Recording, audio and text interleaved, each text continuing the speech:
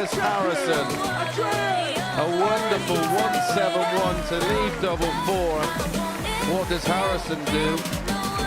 Take out the 1-2-1 for the tie. Looks like he's going to go for it. And it is right next to his favourite double top. So I was surprised to see him go that way, but he's got the job done in the end. Reece Robinson. Bullseye. Yes, John Henderson cleans up the 1-3-2. John Henderson. Double 11 coming in here. Gets on the first leg. 1-4-2 to start us off on the evening. It's an even tops. Pins it for the 104. And he hits it to win the match. That is a polished performance.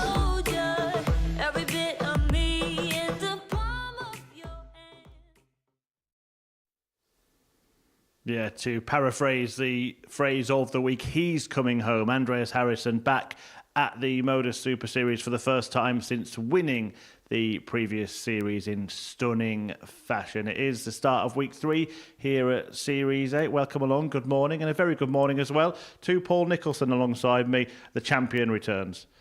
Looking forward to seeing what he does in Group A this time, because his record in Group A in the last couple of weeks he's played hasn't been brilliant, but it's how you finish, it's not how you start. Ask Scotland.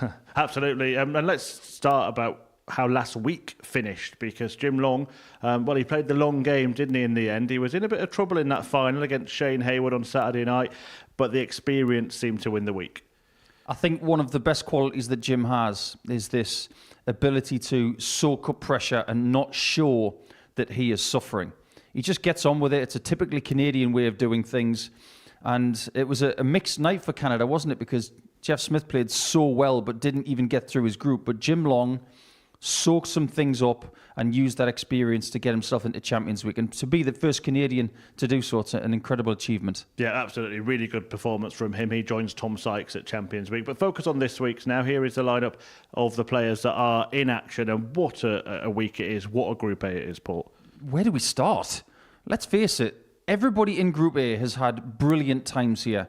Only Tommy Morris has not been to a weekly final. That tells you everything you need to know. The fact that the champ is coming back in Andreas Harrison, that's just another narrative. But everybody else is looking for additional success. And we're not even talking about Group B or Group C yet.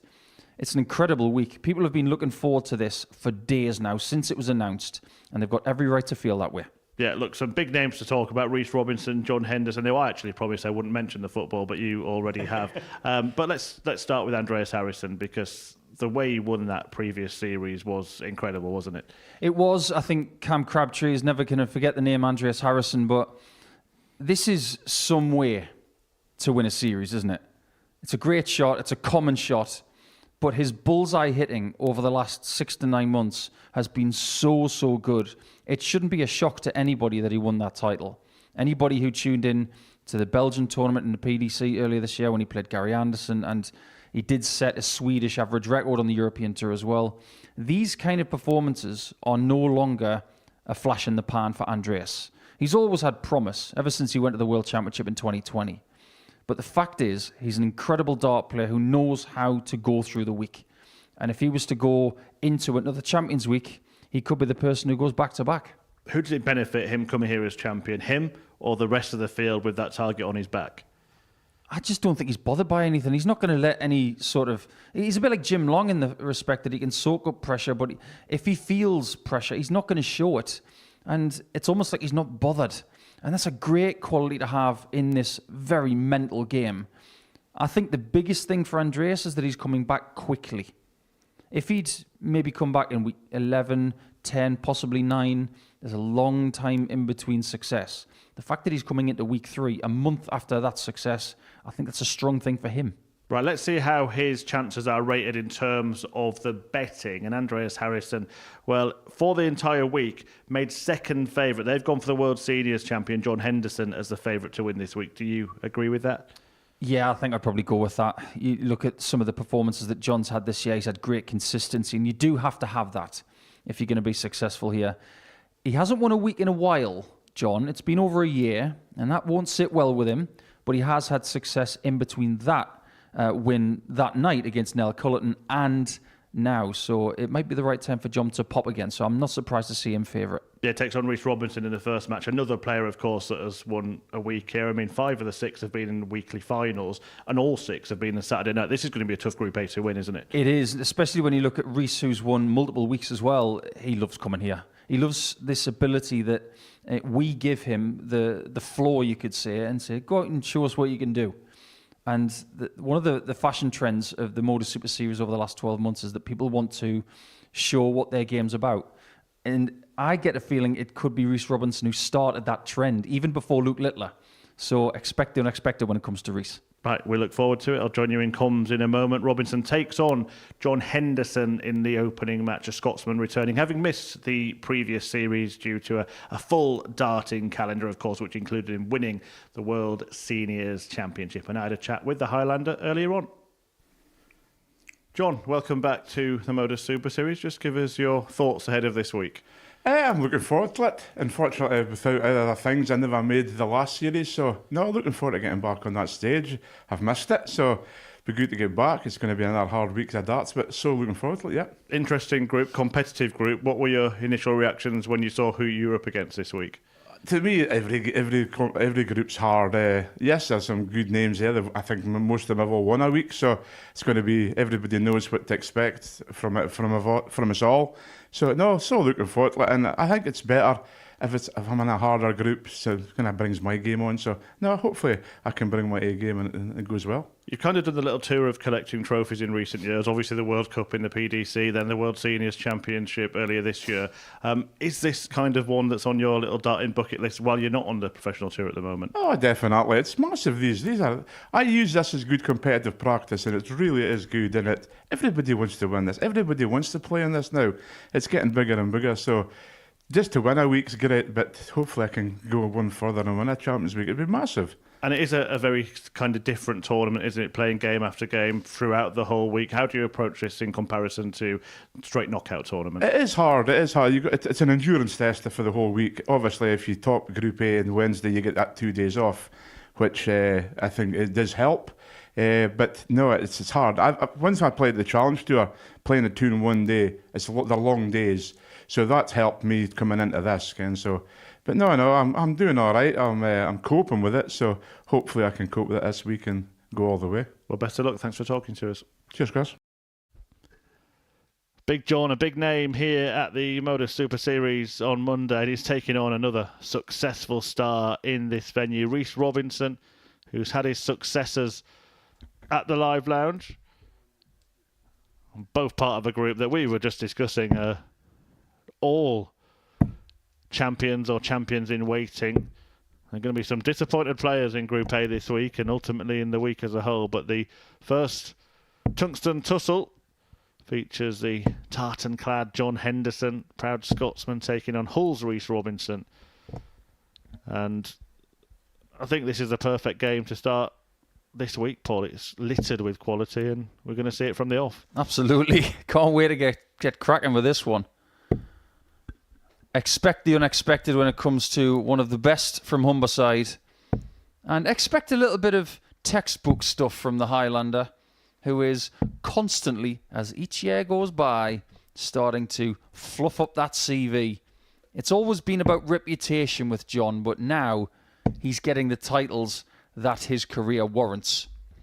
And I get the feeling that John has waited until this day to sport this shirt. He's wearing a bit of Super Series tartan. We don't mind a bit of that. He is very coordinated today as John. Yeah, I believe it's the colours of his hometown of Huntly. He's got a shirt with the Huntly tartan. He's got a shirt with the Henderson tartan. But I'm surprised he's got the nerve, having watched the football earlier this week. Although Scotland were never really going to be judged on that match, the first match, and we won't judge John Henderson on this match. Not at all. Don't want to get into the football too much on a Monday morning, but let's face it, you're playing the host nation, very, very strong nation. You come in here on a Monday morning, you don't lose the group in your first game, 46. but you can build a nice foundation with that first performance Now, everywhere you look this week, someone's got a story to tell from Portsmouth. 58. Reese has got a couple, if not 3 or 4 of them, because he's been to Champions Week twice, and he's been to the actual Champions Night in the previous series with Andreas Harrison, who you'll see in 100. game number 3 against Gilbert van der Meijden. There may be 1 or 2 sore heads watching this morning. We'll try and keep the 85. noise down where possible. But those sports fans who maybe have taken a bit of time off to tune in for the football, don't forget that your mornings, Monday to Wednesday, can be filled with more 59. sport, live darts from 9:30 a.m. Group A.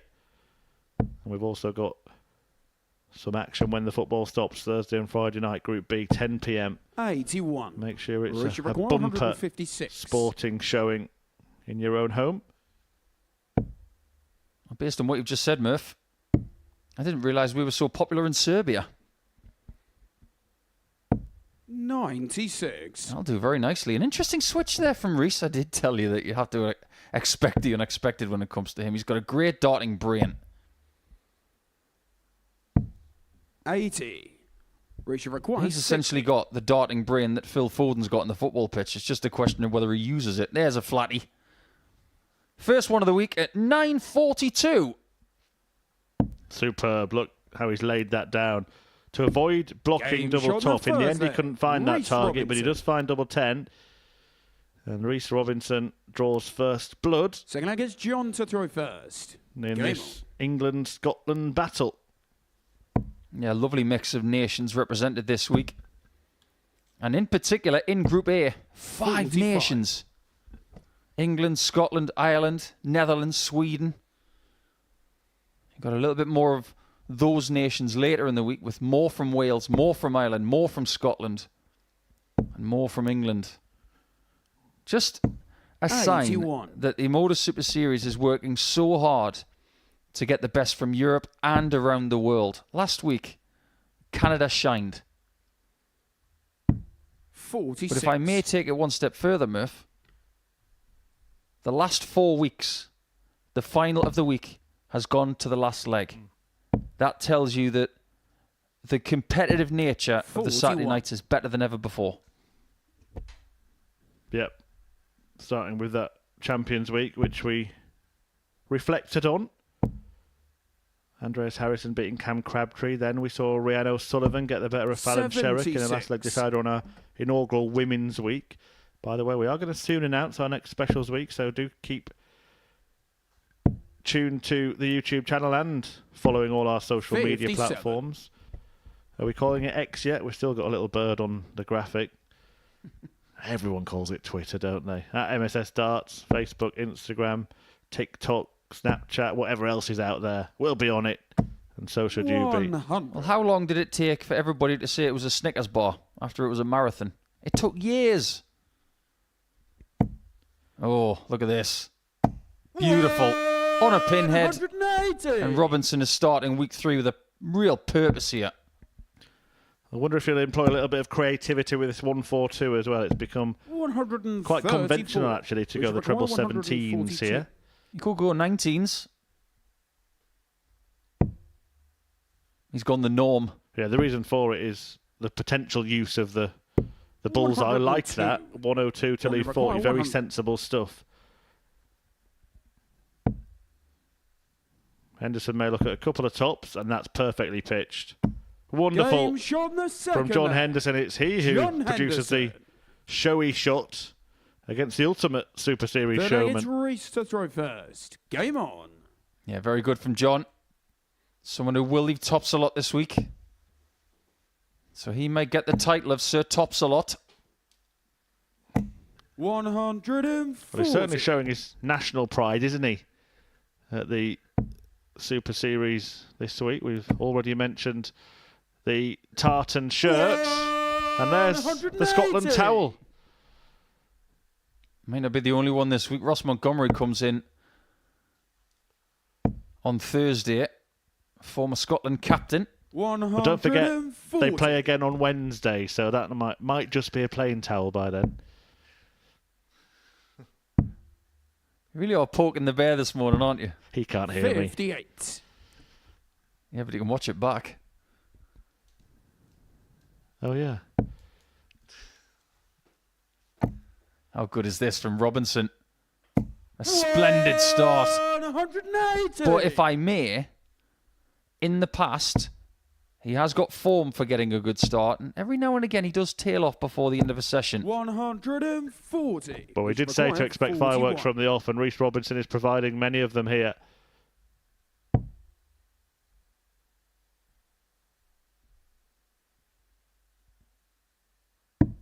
Game That's shot in the fabulous. third 11 leg. dart leg. Reece Robinson. 2-1 to Robinson. Fourth leg The is week that he Johnson won in the throw previous first. series Game was on. the very first week of the series, beating Jamie Kelling in the final by 4-3, another 4-3 in a final, after taking out Shane McGurk 140. in the semis. That was a pretty good night.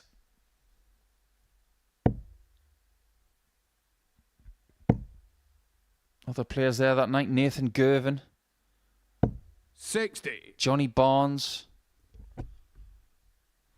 He would make his way all the way to the Champions Night. And that was surely the most competitive 60. Champions Night we've ever had. And the atmosphere was kind of incredible. And we do hope that we get more Saturday nights like we've had in this series. Got to pay homage to all of you 100. fans out there who are making your way to Portsmouth on Saturday nights. You really are making these Saturday nights so special now. So if you don't have any plans for Saturday night, 100. get yourself down. You could see these two duking it out, not just only in the first game of the week, but maybe the last one.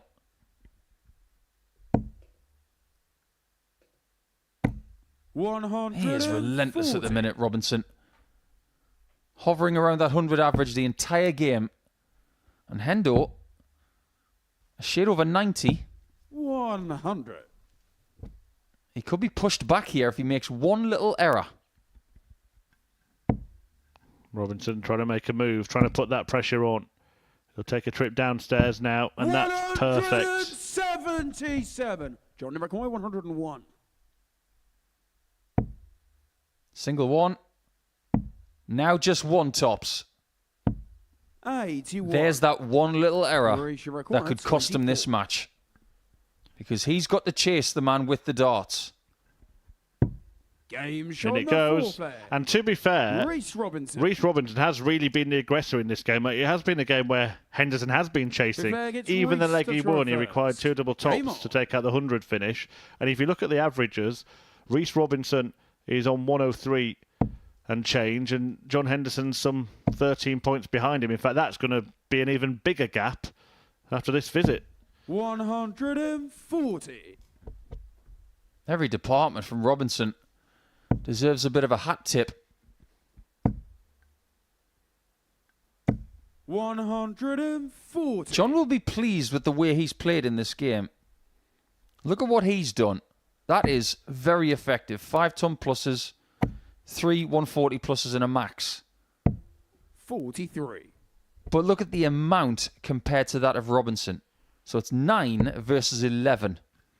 But we saw on Saturday night, we didn't get much chance to discuss it. You did allude to it at the top of the show. 100. Jeff Smith was averaging in the mid-90s for the entire night. It wasn't enough.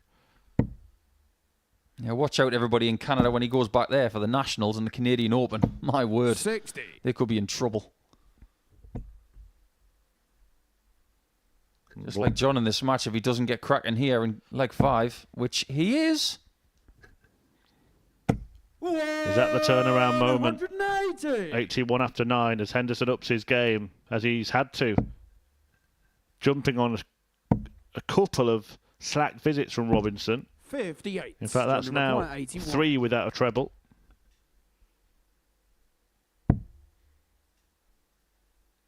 He's got 62 left. And he is not going to use the bullseye. He's going to lay up for tops. 41. In previous times, John would have gone for treble 10, but I think he's learned from the likes of Ryan Searle and Gary Anderson that there are other options for the people who like alternative targets. 100. Johnny required 40. Be careful here, John. He's on the shot that you took earlier. Game shot on the fifth These leg. darts are going in with John such Henderson. authority at the minute. Like he's tossing cabers, and they're only 22, 23 grams heavy. Siver gets John to throw first. Game on. Reece Robinson, aware that that was a chance to get the 80. job done. He had the throw in the previous leg. He's got some very nice flights these days, as Robinson. You noticed his little monogram? It looks quite regal. 180. Some way to warm up your tonsils on a Monday morning. 5 180s in the first game. Yeah, I hope he wasn't out watching the football last night, because he'd be giving himself a headache. 180. Come on then, Reece, let's have another one.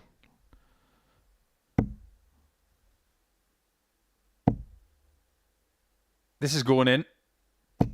140. I thought he'd snag it in between the two flights and it would collect, but it was just a little bit short of pace. I actually think that in that position a switch might be a better option, just because the darts are not 135. in the best place in the treble 20. Look at me criticising a dart player in the first match on a Monday morning for not hitting a 9-darter.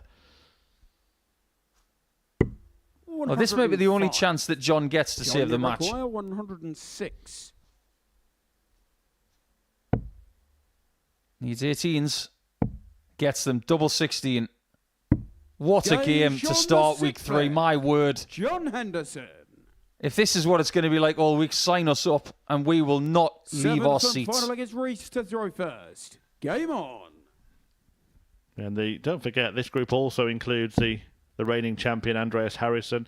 Every single player in the group's made it to Saturday. 5 of them have made it to finals. 121. And Henderson, Robinson and Harrison have all won those finals. We've got all the boxes ticked in this group. 180. Oh, for heaven's sake. 7 180s in the first game of the week. Come on. Anybody up for an 8th? Well, both players averaging in 3 figures as well. 60.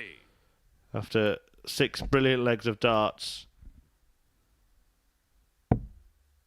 If Robinson walks away from this game and doesn't win it, let's bear in mind, he might not even get a match start. He will wonder, what on earth?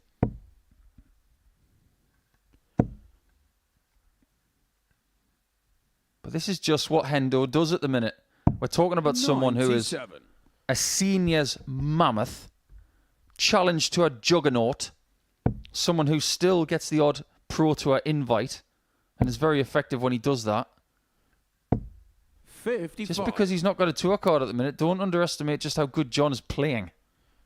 Well, this darts match is a lesson to everybody. You turn up to work on a Monday morning and you should immediately be at the top of your game. 59. Credit to Reece Johnny there. He has McGuire, left to finish, 135. just in case. Does he get a look at it? He does now. And considering how this game has gone, 63. this would be one McGuire, wonderful way to finish 164. our first 4-3 of the week. Starting on the 19s. And that's perfect. He's getting it. Oh, I thought he'd be getting a dart at the ball. 82. He thought he'd be getting a dart at the ball. 72. Instead, Hendo has a look at 72 for this comeback win.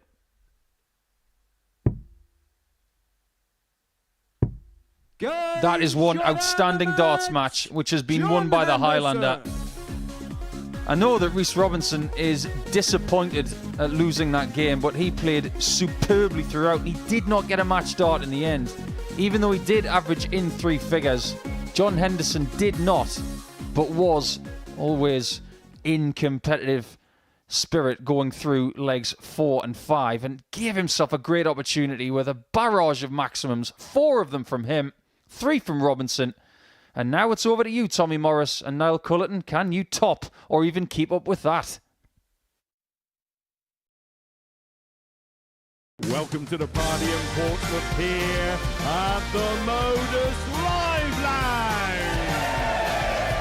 They've both got the talent where they just reel off leg after leg and dish out a heavy defeat. What a way to start the day. We're up and running here on Champions Week with a maximum. But what a way to finish. A 12-dart leg. Beautiful check out there from Cam Crabtree. Only needs the one.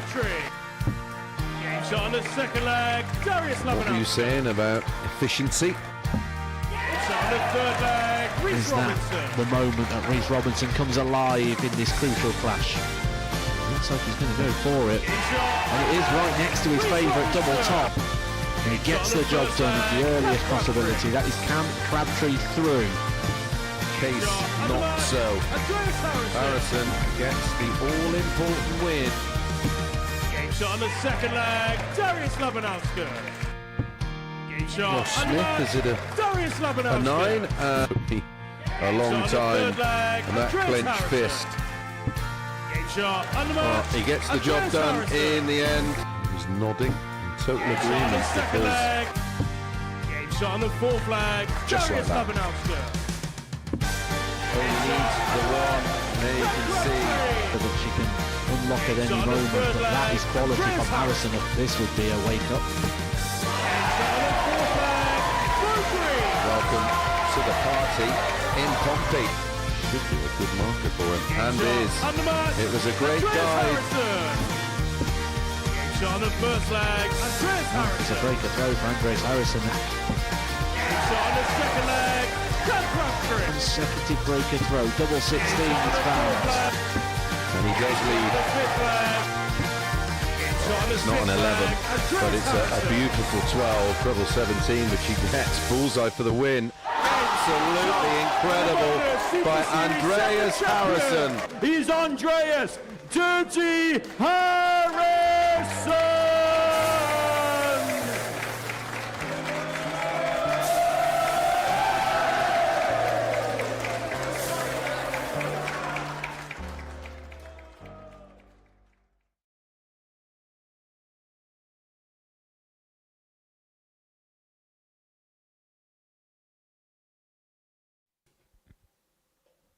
What a start to week 3 then, here in Series 8. And if you think that's all we've got, think again, because that's only one match out of the first round. Now, we welcome an Irish captain in Niall Culleton, and one of the best in England as well, in the gun, Tommy Morris. What are they going to do this week? What story are they going to write? That's what Monday morning's all about. We can speculate. We can assume. We can measure from statistics, but it's ultimately up to the players to write their own story. From Poole in Dorset is this guy's opponent. 36 from Kilkenny, a man who has shed a few kilos over the last year or two, looking very svelte and strong, and he may just be one of the unsung heroes here of week 3. Don't forget that Niall Culleton has been to a final before. It was back in Series 2, in week 12, and he did lose out to a certain John Henderson that night. But he did get a shot to win the week. First leg, it's Tommy to throw first. Game on. When you've had a shot to win a week and you have not done it since, 60. you dream of getting another shot to right that wrong. And I think that is what Niall will be thinking here this morning. A very capable player from a very capable 96. country who have given us great stories over the last couple of years. 60. In fact, a countryman of Niall's was the first person to win in this building. That was Kieran Tian. Who did something similar to what Andreas Harrison did on Champions Week, actually, in the previous 85. series. The first night here, the first week here, he'd actually played the qualifying week in Southampton, finished bottom of Group A, and then went on to win finals night. Well, Harrison ended up in Group C, didn't he, on his Champions Week success. We will be hearing from Andreas before he kickstarts his title defence. That must be a great feeling, Paul, to be defending a title. Bit of an open wound, that one for me, Murph, considering I didn't qualify for the Players in 2011. 33rd spot in the order of merit. Yeah, thanks, Wes Newton. one of those things. But yes, when you have the opportunity to defend a title, and 81. I go back to my old pal Gary 101. Robson, who said to me once, if you win a title, you go and defend it. And I think it is the responsibility of the champion to be there 61. if they can. And this week at the European Darts Open, Gerwin Price is defending, and he should be there.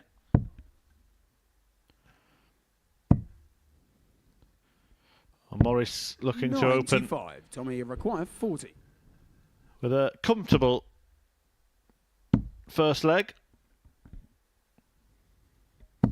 Game shot on the first leg. And he worked his way down to the double. Gets the lead, 1-0. I'm quite surprised that his darts are 26 grams. They don't look like 26 gram darts. Don't be surprised if you see a few equipment changes this week from Niall. He has got form for that. Not necessarily the structure of what he uses, but sometimes he likes to change colour and just keep things fresh. Nothing wrong with that. 100.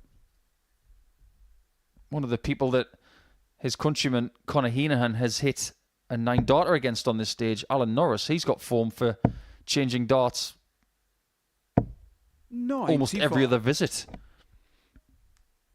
You just got to do you, haven't you? You've got to figure out your formula for success. 141. Morris is very interesting in the way he approaches the game, actually. You can see there how quickly he switched down to the 19 segment. His scoring phase of a leg is quick fire. He lives up to the gun 98. name. But when he gets to a double, he really does sort of stop and make sure he takes aim, doesn't he? Trying to say he's a bit more of a sniper 60. towards the end.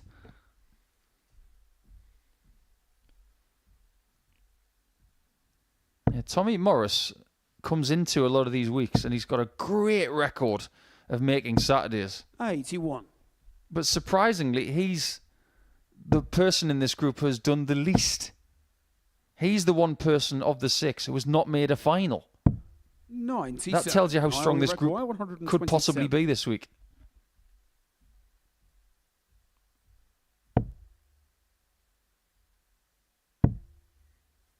Bullseye then for Culleton.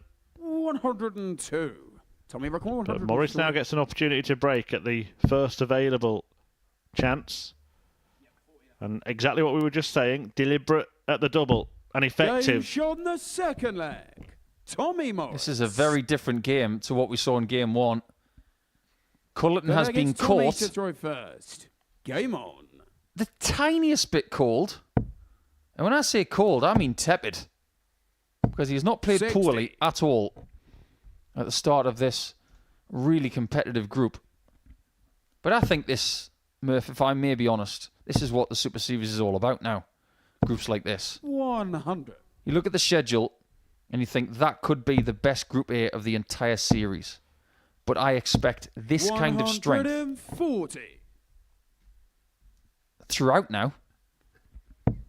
Culleton, just for your information, is the ADC qualifier for this group. 58. The ADC UK qualifier. Gilbert van der Meijden, the ADC Europe qualifier. And Andreas Harrison returns under the ADC banner 140. as a wild card pick. So obviously in conjunction with the ADC. We, of course, would want our champion to return. 180. But the standard of the qualifiers is better and better, isn't it? One of them got to the final last week. Absolutely. Well done, Shane. 130. Great week for him. Unfortunately, had it been for one dart, he could have been in Champions Week. But I still think he had a fabulous week. Well, this is why you don't leave yourself on 343. Because if you need a third visit and your opponent's going bananas, Game shot on the third leg. Tommy Morris. you're not going to get your third visit. It's 3-0 Morris. Yeah, and 6 perfect darts there from Fourth leg, Mal it's Culleton, Niall to completely throw first. wasted. Game on. We don't just bring you action here at the Modus Super Series. We give you the opportunity to learn. 60. I instruct a lot of people to watch the action that we have here because if you watch enough of it, you may learn something. 100. Now, Niall leaves himself on 343 after 6 darts. You should know, if you want to get better, that you cannot 95. finish that in 6 darts. He needed a 12 darter to win that leg. And you can't get a 12 darter if you leave 343 after 6. 100. So do yourself a favour. Constructively, leave 344, 341, 340, 347 or 350. Those kind of numbers where a max will leave you a finish. 140. That's what you need to do. And what leg 3 proved 96. is that it's not just at the PDC top level. It's at this level as well. And it could just be at the level that you play at as well. 85. So take that on board. Culleton with the opportunity to avoid 45. the whitewash defeat in his opener here, but the way that Tommy has been checking out in this match, he may be well advised to take this out himself. And he won't. So Morris will get a look at 160. Already taken out a 103. He's only missed 2 darts at double.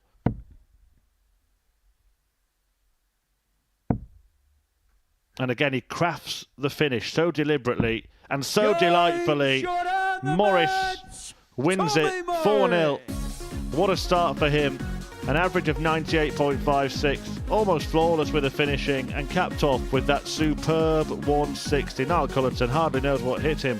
He didn't play badly at all himself. 93.42 the average, but restricted to just 1 dart double in that entire match. And the 2-ton toppers from Morris helped take him over the line as he starts in perfect fashion. Then, after the break, it is the return of our reigning champion, Andreas Harrison, back on the Super Series stage.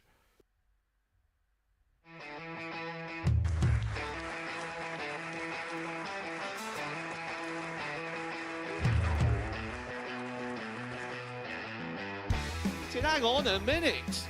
Wow! Oh my God!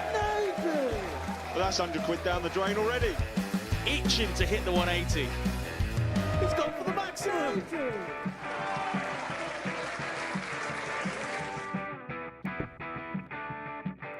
18 for the bull. Bull. 53. No, he said bull. That's a great first start from Adam. Oh, look at this. He's going to leave Scape. Oh, can you believe it? That is unbelievable.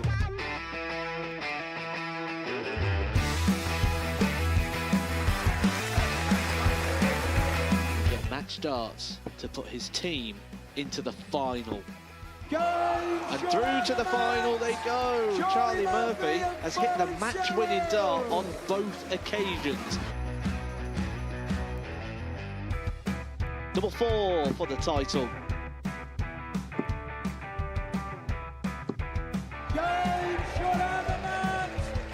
Please show your appreciation for the winner of the Influencer Pairs event, George Scaife and Adam Lipscomb.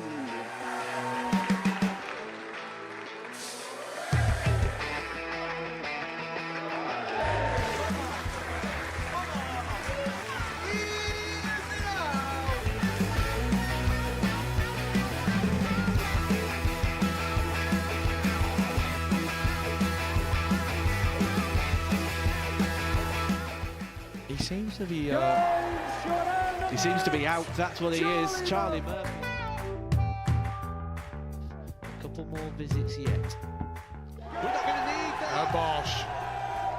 Pie face is through. He gets And he's absolutely buzzing. It was a game for that pie face dominated throughout.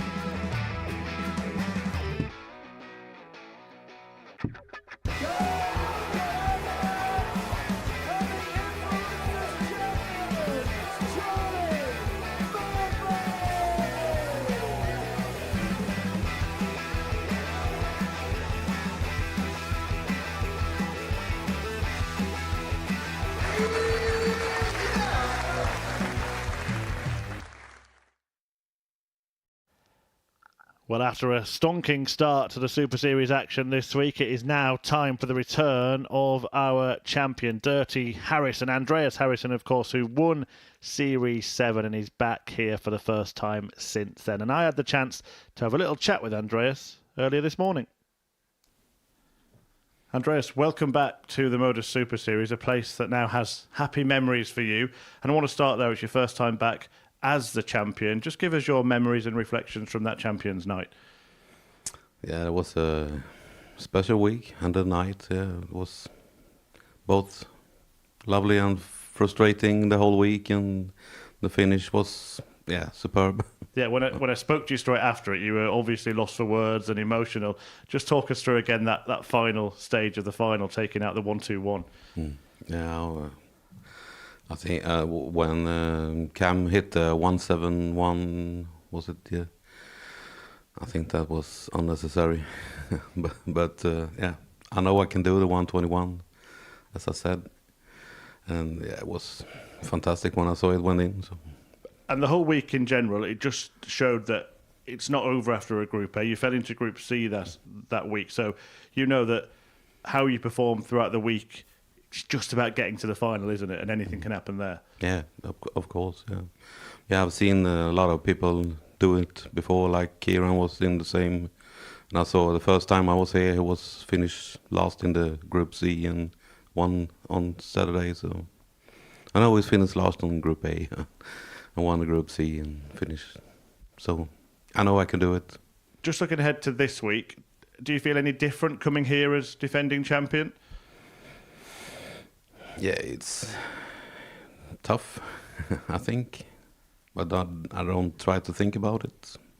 Just go in and have fun and try to do my best.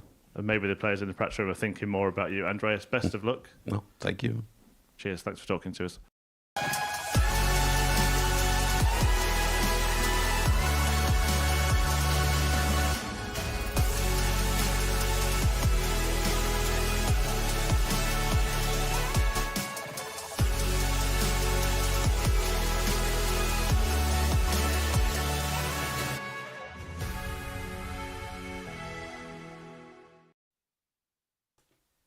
You've just seen the last shot of the previous series, which was very necessary, wasn't it, Andreas?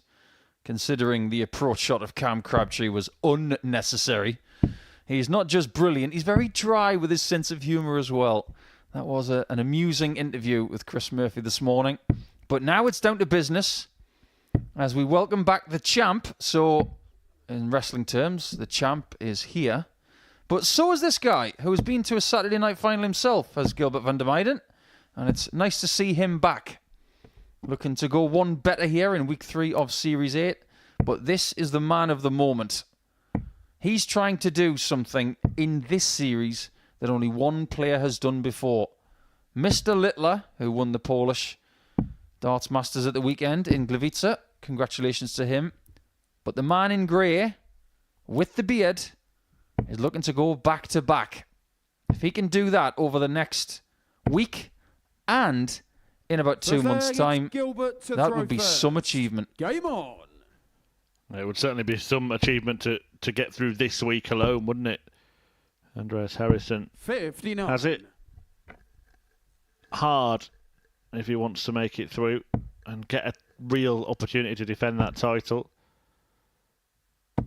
140. I believe Littler is the only player to have made it through to another Champions Week having won his title. Or the next Champions Week, I should say. What does that tell you? That the champion is a marked person? Maybe they are. 85. But I think Harrison and Littler have got something in common.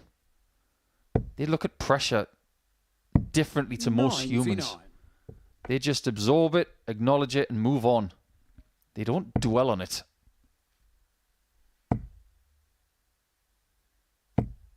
And that's 60. why Luke Littler in the PDC system this year could be the winningest player and the most successful player on the circuit. And Andreas could be the most successful here. 58. It's not as if he hasn't done other bits before that series, because he had. What is remarkable at Andreas Harrison? Never really performed at Q School, has he? 100. Doesn't seem to be the right time of year for him. It can't be anything to do with the climate. He knows a thing or two about it being cold. 160. Maybe he just needs a bit of a running start. Like a 116 checkout, for instance. 96. And that one came out of his hand just a little weak. giving Gilbert a chance to take the first leg. And this is going to be a fast group. Gilbert van der Meijden. Gilbert is a fast player. Andreas gets on with it. In fact, Niall Culleton's probably the slowest player, and he doesn't really dwell on anything either.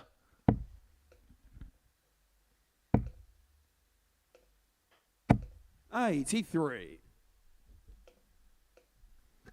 Gilbert himself got through to the final of his week. He was almost at Champions Week himself. 40. Previous series. Lost out to Kieran Tian. Couple of mentions already for 60. Kieran Tian this morning, but it didn't quite work out for him in this series, did it? 180. Now here we go. We're approaching double digits 180s already. It's only game 3. We've had 4 ton plus finishes already. And the lowest recorded average in a completed game so far, albeit with only 2 matches gone, is 93.42. 100. So if you're these guys, the gauntlet's already been laid down, hasn't it? I'm just looking at the next 2 fixtures after this, Paul, and I mean, this start could get better. Game 4, John Henderson versus Tommy Morris, who's just won 4-0, taking out 160. And 2 of those topic checkouts that Paul just mentioned. Then after that, Andreas Harrison against Reece Robinson. Yes, please. Yeah, I'll have a bit of that. Interesting approach there from Andreas. A lot of people would have gone to the 19s with that third dot, but not him. This is double 16 against for Gilbert. 15. I bet that'll look good in the air. Andreas requires 75. Andreas is looking to land these like planes in the air and then into the right segments, but that makes things a bit more tricky.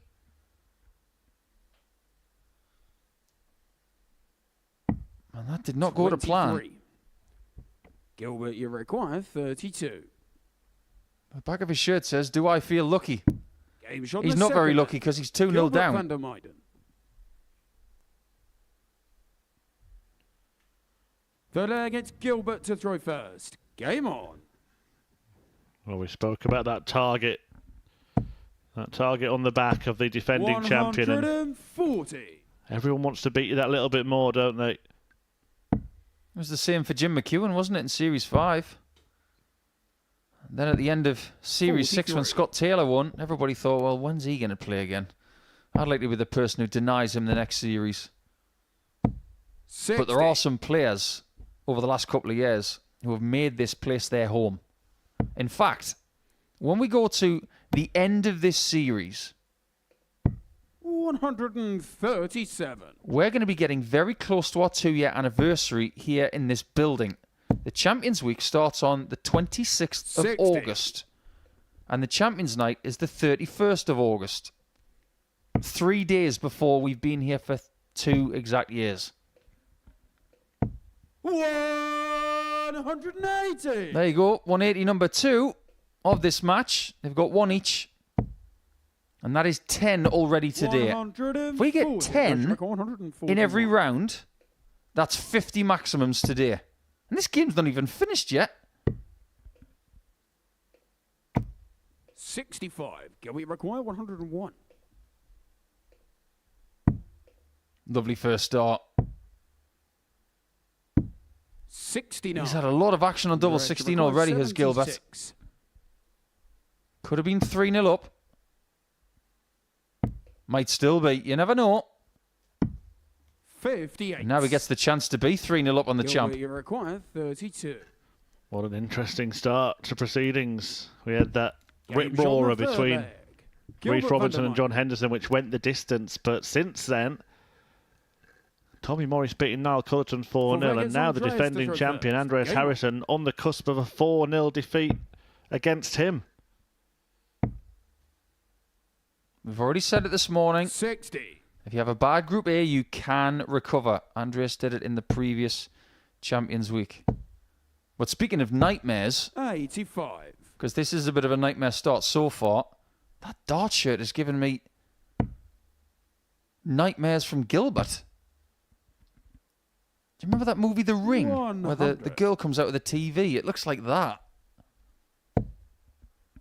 Almost looks like a giant QR code. 140.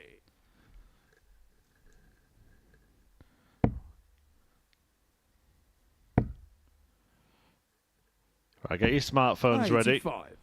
There you go. Scan that QR code. Tickets are available. No, don't. We'll give you the real one. 134. Scan that QR code. Tickets are available. Saturday nights here at the Modus Super Series. Yeah, this Saturday night's going to be fun. There will be some heavyweight names here. 60. Gilbert require 142. But this is for the second 4-0 in this first round of fixtures. And I will hold my hands up and say that after the first 52. match of this week, I said, you're not going to get many 4-0s in this group. We might have 2 in the first round. 100. Gilbert require 90 to do it.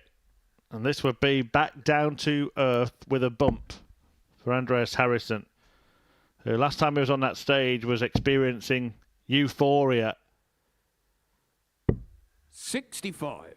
Andreas require 96. He did it by hitting the bullseye. He's just seen his opponent miss it. Harrison doesn't need the bullseye. He needs double top. 56. Somewhat defiant, Gilbert require but that might be the 25. end of round 1 and the end of Harrison in game 3. Van der Meijden, 9. 2 more darts go Andreas begging for the require 4-0 40. win, and now Harrison with an opportunity to settle himself a little. 2 10s. Game shot on the fourth And leg. Harrison avoids Andreas the Harrison. whitewash defeat. Is that a consolation or the start of something more? Fifth leg, it's Gilbert to throw first. Game on. If we may cast the net a little wider, Murph, how strong a year has this been for Sweden in darts? 94. Because Johan Engström had a pretty good Nordic darts masters.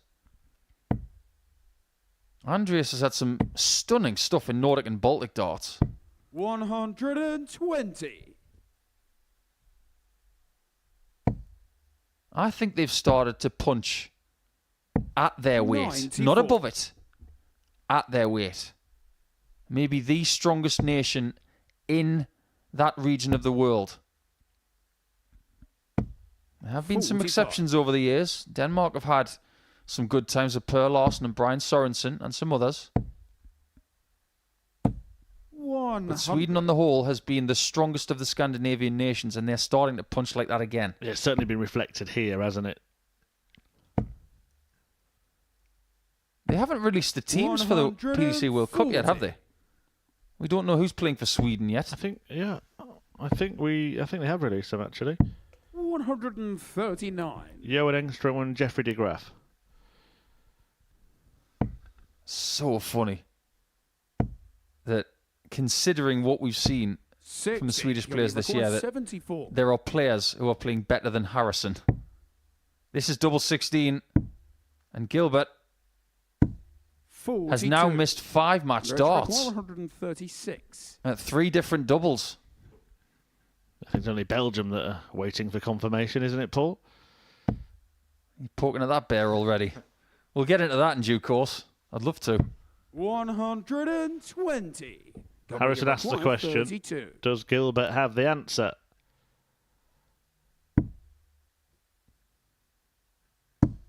Game He does. shot and the match. And that is a fantastic win for Gilbert him. Not van der the Meijden. return that Andreas Harrison would have wanted as champion, but the target on his back has been hit hard by Gilbert van der Meijden.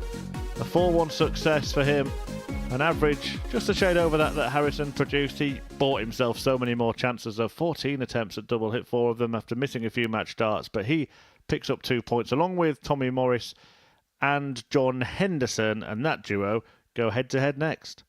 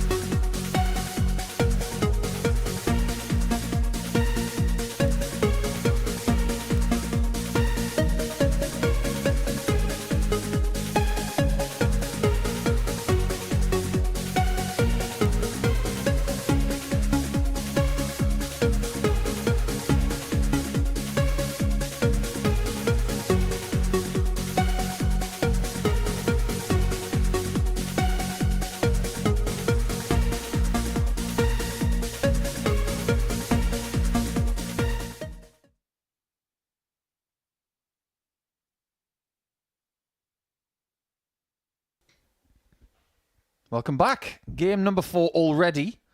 We've had 3 different results in round 1, but so far so good for these two because Tommy Gunn getting a 4-0 victory against Culleton and Hendo somehow usurping Rhys Robinson in that brilliant first match of this week.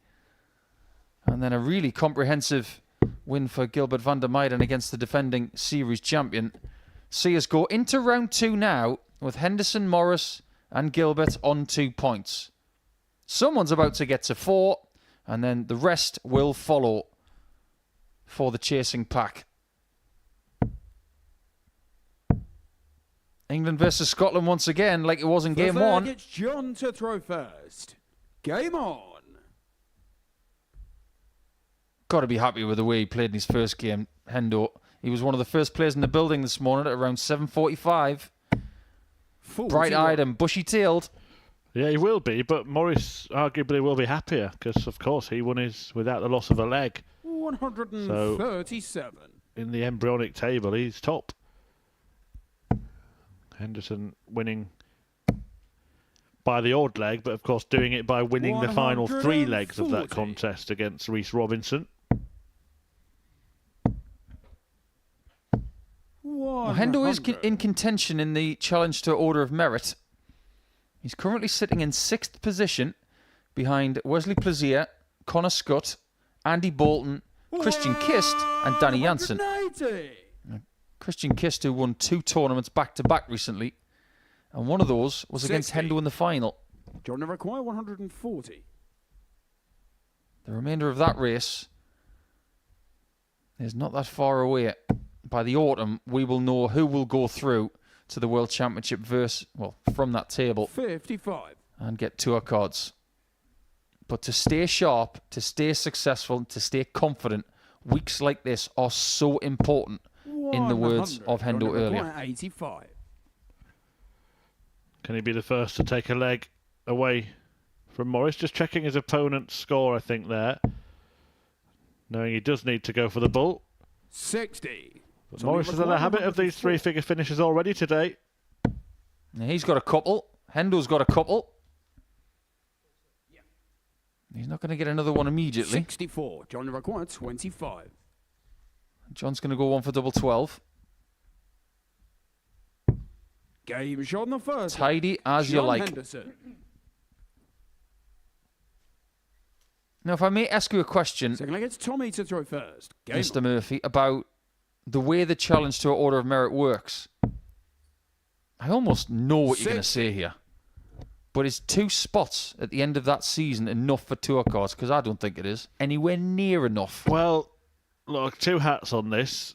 One 59. Is genuine darts fan opinion, and certainly it's not. And I think that darts is strong enough now that Q School should actually be for a place on the Challenge Tour, and all of the places for the Pro Tour 41. Should come from 1, the Challenge Tour, and 2, international Orders of Merit. I think places should be awarded 99. For them. But with my Modus Super Series hat on, keep it as it is, because we get players that really should be on the professional circuit. 45. And there are players on the Pro Tour right now who are struggling so much that they'd probably benefit more from playing here. There is such a thing as getting your tour card too quickly. 40. But speaking to Andy Bolton last week, he said he's never played so much in the way of darts. And Hendo was the same. He wasn't even in the previous series because he was so busy.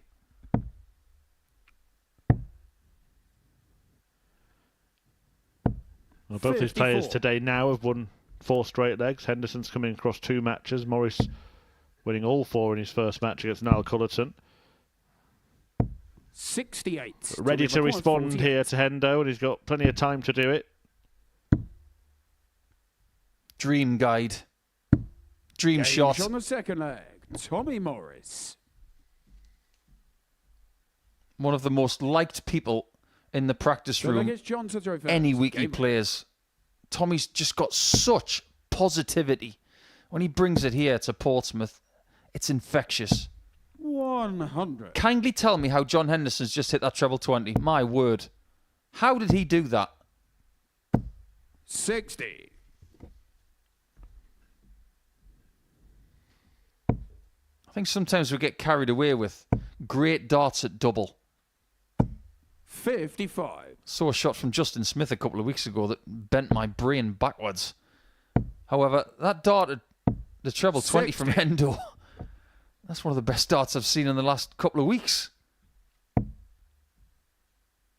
He's made small changes to his equipment 140. over the last year. He's gone to a very coordinated look of a golden yellow and black 140. all over. It's on the shoes, it's on the shirt, it's on the darts and flights. It's brilliant. It's better than brilliant. 74. He sets up a 13 dart at his endo. 140. Johnny required 32. Got to be careful. Morris is lurking. Game shot. So he gets rid of it immediately. Well done, John. John Henderson.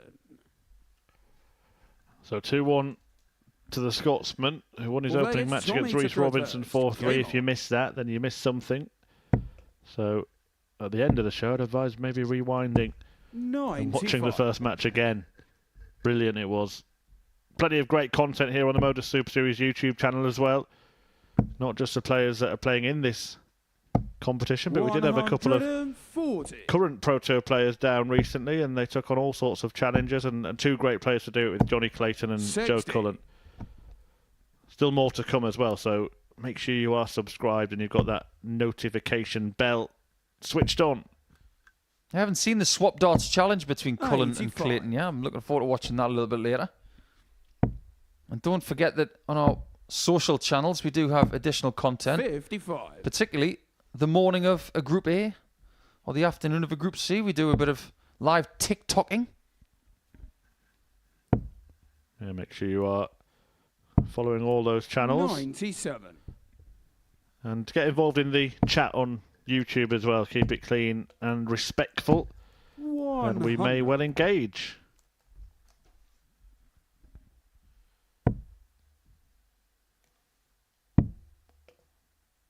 We're always curious 78. to know where our viewers are tuning in from.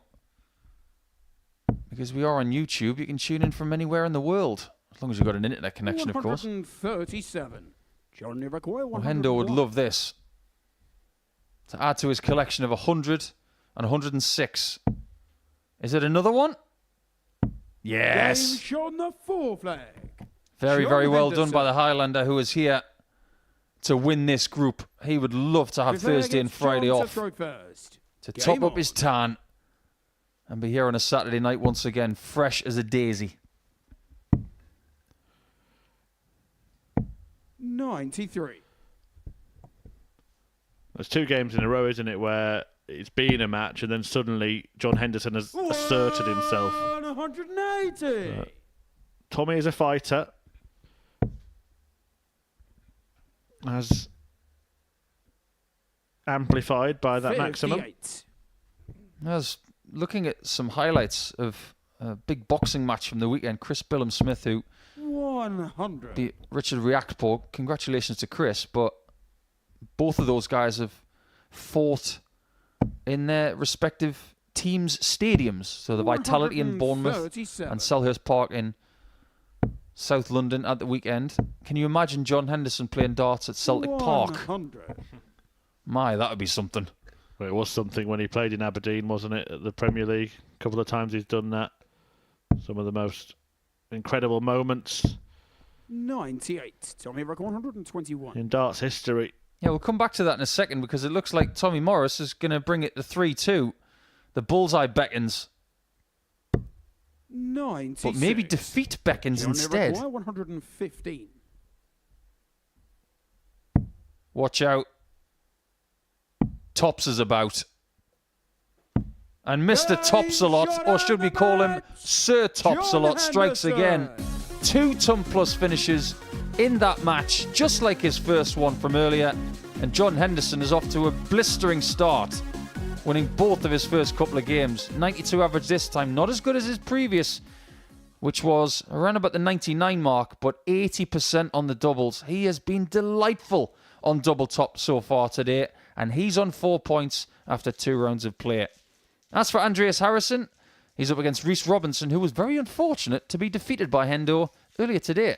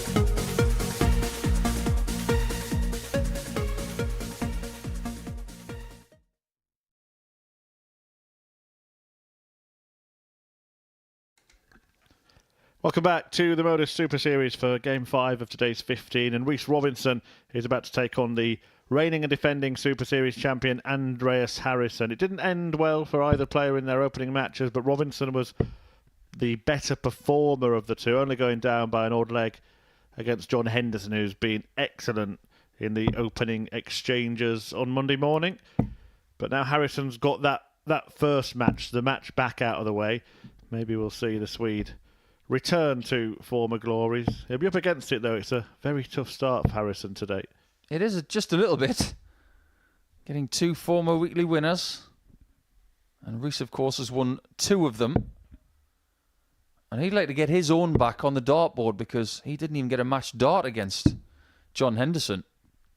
First leg, it's Andreas to throw first. 2 Game players that on. have become synonymous with the Super Series. I think that's fair to say. Both of them played on that Champions Night that saw Harrison achieve his career high. 100. So far. Because people have done wonderful things here and it has been a springboard to other things. But that brings up an interesting point because there are players who see this as what they want to do. 180. Rhys Robinson might never go back to the professional tour. He might just be happy playing here and playing whenever he wants. And that's okay. 134. I'll tell you what, he's got an incredible focus at the start of this match. He's a player who can be fast and slow at times, Rhys Robinson, but both times he's approached the hockey here, he's really set himself. 140. I think he was thinking about a 9 darter after the first dart of this leg. The last one flies high and that won't happen, but this is a really strong start against the throat. Well, come on, Reese. You got to get the memo. You got to try and beat Connor Scott to the old 3 bullseye 9. Get the 180, go for the 171, and then you try for the 3 bulls. If you want to go down in Super Series history, that is going to be the one thing that people should chase, in my opinion, because that would be a 9-darter that would break the internet. A bit like the guy who tried the 9 in Russia. Yeah, saw that. Do you know what, though? The last time he was here, I think he was more businesslike than ever, Reese Robinson. Maybe he's thinking more about winning than those showpiece flashy finishes. On the first leg. And he wins the first leg against the throw, a dozen darter to do so as well. I think Andreas Harrison has been thrown at the wolves here because everybody's playing well against him. Game on. Defending a title here at the Modus Super Series is synonymously difficult. But at the minute, every time Andreas looks at the board, somebody's ploughing that treble 20. 180. Well, if at first you don't succeed, try again. In the first leg, Reese Robinson hit 5 perfect darts. 140. Come on, Reese, go downstairs. He has not taken his eye off that treble 20 at all. It's on his mind, isn't it? It is. 81. I think it is. I think he thinks he's playing well enough at the start of the day to do something like that. We've only seen one this year, haven't we? Jared Cole producing a 9-dart finish. 140. But last year, we had a little spell where they were happening on pretty much a monthly basis. Yeah, Steve West, Leonard Gates, Sebastian Białowski. Yeah, not to forget 95. Fallon Sherritt with a historic 9-dart finish here at the Super Series. One of 2 that she achieved in 2023. First female in the PDC and first female in front of the cameras. Seen quite a lot of 9-darters over the last week or so. Stephen Bunting got one last week. Boris Krutchmer got one last week. And also, while we're on the topic of the women, congratulations to Lisa Ashton for a double header at the weekend. Also, Gemma Hayter, who was actually here on the Women's Week final and has just made her case to be involved in the next Women's Week we host here at the Super Series. Yeah, I do get the feeling that she will be here. Double 18. Double 9 is a fine find there for Andreas Harrison and a 12-dart, and boy, did he need that. Well, he's turned up now. Andreas to throw first. That is exactly what he needed, and it was a hat-trick of 140s before taking out the 81. He responds to a 12-dart break with a 12-dart break of his own. 140. What did you make of the women's match play draw, by the way? Because unfortunate that Eileen de Graaf's not going to be able to play, so Katie Sheldon gets what you could call a wild card into the Women's World Match Play. But as soon as we start talking about something else... Every leg. Every single leg. He's open with a 180. He's like a cat, Reese Robinson. It's all about me. Me. And it is about you, Reese. 55. Come on. Dart 4, question mark. Well, he's got worse, hasn't he, every leg? He's meant to get better. He's gone 180. He's got 5 perfect darts, 4 perfect 41. darts, 3 perfect darts. He's got to be careful here, Murph, because he's setting a standard, as you can see with the maximums. But this is going to focus Andreas as well. He's setting the tone. 96. Seen it so many times. We saw it with Scott Taylor and Daryl Pilgrim. Well, the average is ridiculous. Reese Robinson's darts too hot to handle. 100. There is an argument to say that at the start of a series, people can be a little bit nervous, maybe. A little bit cold. 100. But when you get into week 3, people have had plenty of time to prepare for this. And at this stage of the year, there's no excuse not to be ready. 100. There are so many ADC tournaments 110. that these people can play, and Nordic and Baltic stuff for this guy. They've got no excuse. Here we go then. Game There he shot goes. the third And leg. I'm just going to say something here Andreas now. Harrison. Reece Robinson is averaging 115.25. He has Well, Blair gets been Reece to throw first. incredible Game this on. morning in the 2 matches that he's played. He may lose both of them.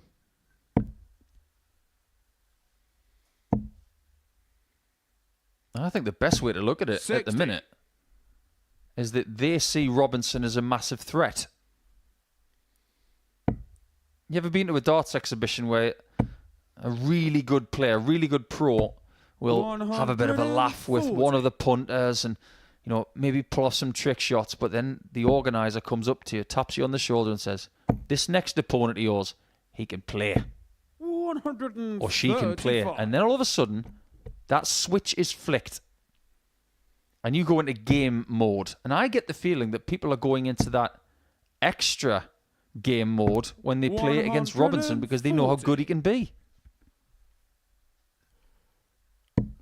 Probably should have been thinking about the 19s there, Reece Robinson. Needs to switch now. Well, it turned out he didn't need to switch. He just filled it up instead. Had he not done so, he wouldn't be on a finish.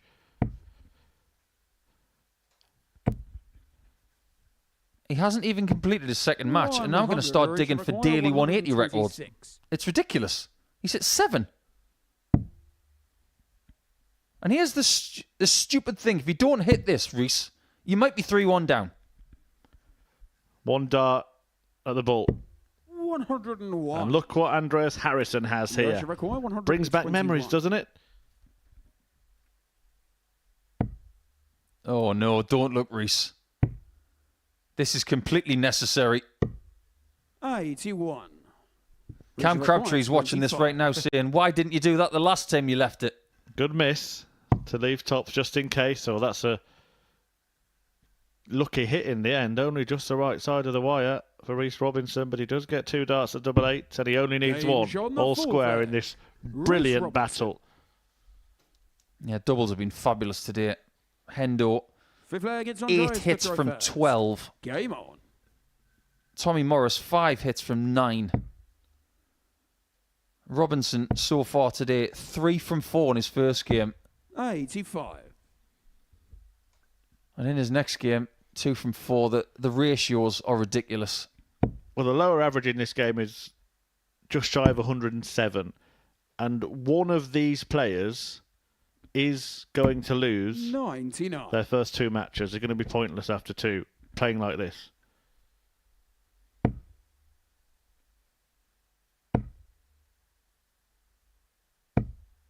$60. It was about a year ago since Darryl Pilgrim set that average record, wasn't it? It was early in a series. Yeah, last summer, yeah. Maybe the conditions are prime for something like that. Interesting you speak about conditions, because 2 people last week both said it's the best environment for darts. Jim Long, of course, who won the week, said it's his favourite tournament. Everything about it is conducive to playing good darts. And Keegan Brown had a little chuck on the stage before sitting in the commentary box alongside me. He said it's the best throw he's ever played on.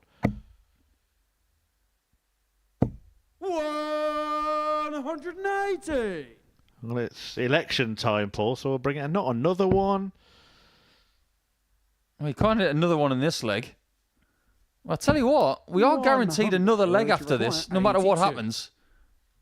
He's already hit 5. At no point in this game has he been able to breathe. 42. And here comes the assassin Harrison. Andreas Harrison, 116. This would be so typical of Robinson's day. Well, it's not going to happen, so maybe he can breathe now.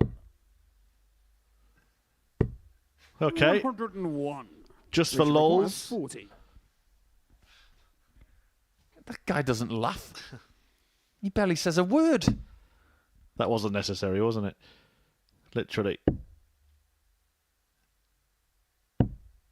35. Oh, no. Now Andreas is thinking, well, why have I left 15?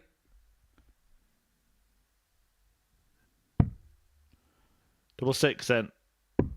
Game shot And Harrison's 2 bull setup. Andreas Harrison. Results in the following checkout. And he leads the match, despite Reece Robinson averaging almost 110, Game on. hitting 5 180s. Yes, 5 180s in 5 legs. 6 in 6. 6 in 6. Oh, not quite. I'll tell you what. Point is, he's losing. If Andreas Harrison was to win this match and Robinson would have 6 or 7 180s and Andreas has got none, that's like nothing I've ever seen before. 140. There you see, look at that. It's ridiculous, isn't it? The 140 hitting from Harrison, I mean, that has to be admired. In fact, he's 43. He's got 140s where Robinson's got 180s. Yeah. 5 more than him. Yeah, look at the total numbers.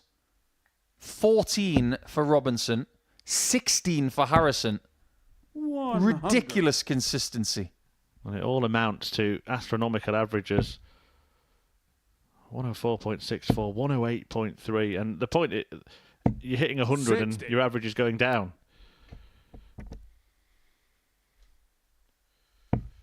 Harrison could win the match in the next 6 darts. 100. And then you'd have to give Reece Robinson a little bit of space, I think. I think I'm right in saying the record for one player is 7 in a game at the Super Series. Yeah, I remember Josh Payne doing that in 140. Southampton. Yeah, and Mark Durbridge has done it here. Well, Robinson is a creative cat. 95. But with Harrison on Reach record 66 for the 180. match, this is not the time to be creative, is it? Maybe it is. Bull. Oh, that would have been something. 93. The first start was tricky, wasn't it? Andreas It was a bold attempt, but the first start was low in the ball. He will not believe that he's going to be pointless, but he will be if Harrison hits this. Game Incredible. shot and the match. Reece Robinson has hit Harrison. 5 180s. He's averaged 107, and he's got no points, no wins from his 2 games against John Henderson and Andreas Harrison. It was the nightmare start fixture-wise. He stood up, he's performed, but it's Harrison who's won. He played well himself. Look at that, 102.72, and expect to win with that standard, but maybe not when his opponent is throwing that back at him. 4 out of 6 on the doubles, though, is the big difference, and Andreas Harrison picks up his first points as defending champion. Reece Robinson, well, if he carries on playing like that, I'm sure he will pick up points today. Coming next then, it's Niall Culleton against Gilbert van der Meijden, and they're tasked with following that. Good luck.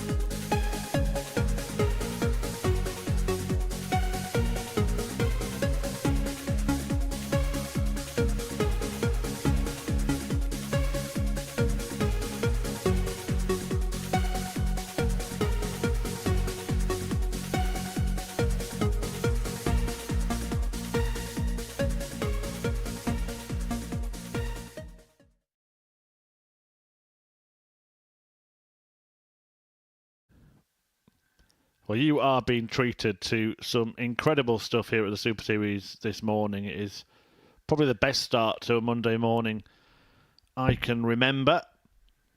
And the last match was the cherry on the cake. Can that continue? Well, it's a tough task for Niall Culleton and Gilbert van der Meijden, the two sort of outsiders in this group. But let's not forget that van der Meijden has beaten Andreas Harrison today. Beat him 4-1 convincingly as well. Culleton didn't get a leg against Tommy Morris. So there's an opportunity here for Gilbert to really throw first. Game just on. stake his claim to be part of the conversation towards the top of the table in this group. Yeah, Gilbert is the sole Dutch player here this week. 90. Over the last few weeks, we have seen multiple Dutch players in the practice room at the same time. But this guy will be flying solo. 100. Whereas Niall, he's flying solo for Ireland in Group A. But if he grows through to Group B on Thursday and Friday by finishing in the top half of this group in the first 3 days, he will have company in the shape of the Joker, John O'Shea. 180. As for who's going to win this group, your guess is as good as mine at the minute, honestly. I just want to enjoy the ride for the next 3 days. 46. Well, 180 already in this match. It'll take some going 93. to repeat what Rhys Robinson did in the previous game, but it didn't help him win the game. Remarkably, after two very good performances, Robinson is yet to pick up a point. He's averaging close to 104 for the day and he hasn't won. This is really good. Double four for Gilbert. 120. Don't see many Gilberts anymore, do you? We had another one a few weeks ago. Naturally, Gilbert. 58. Gilbert, you require 8. Game shot Like the first that. leg. Gilbert 1-0 lead, and so far today, Gilbert is having a very good time of it. Second leg, it's Gilbert to throw first. Game on. As for Niall, losing 4-0 in his first game and is 1-0 down here, he's still looking for his first double. 93. Incredible lineup this week. Thanks, MSS, says Leonard in the chat on YouTube. You're very welcome, Leonard. Do let us know who you would like to see. Anybody that hasn't debuted yet that is eligible to play. That's any player who doesn't currently hold a PDC Tour card. Give us some names. We're also going to give you some names as the week goes on. We're going to reveal a few of the players that will be appearing later in the series. And there are some pretty interesting ones to come. Yeah, I've got a couple that spring to mind. People that won over the weekend.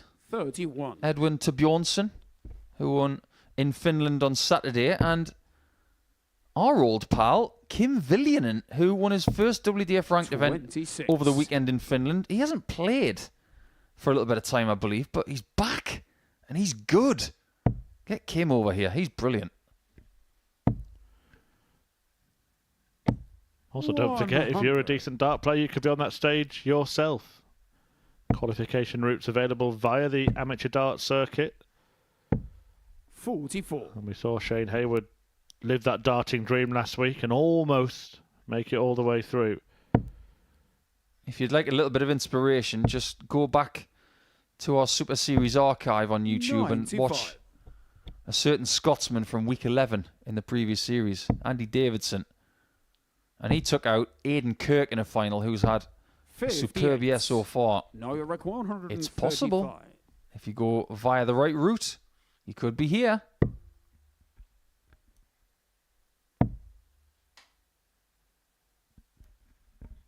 Well, Van der Meijden will return. 87. Can we require Looking at 140? 140. Not going to take it. So Culleton with a first real opportunity to get a leg on the board. He only had one dart in the first match. 48. He wants to take care of this. 8. And he's still searching for that first double. 40. Gilbert getting chances. And taking chances. Gilbert van der Meijden.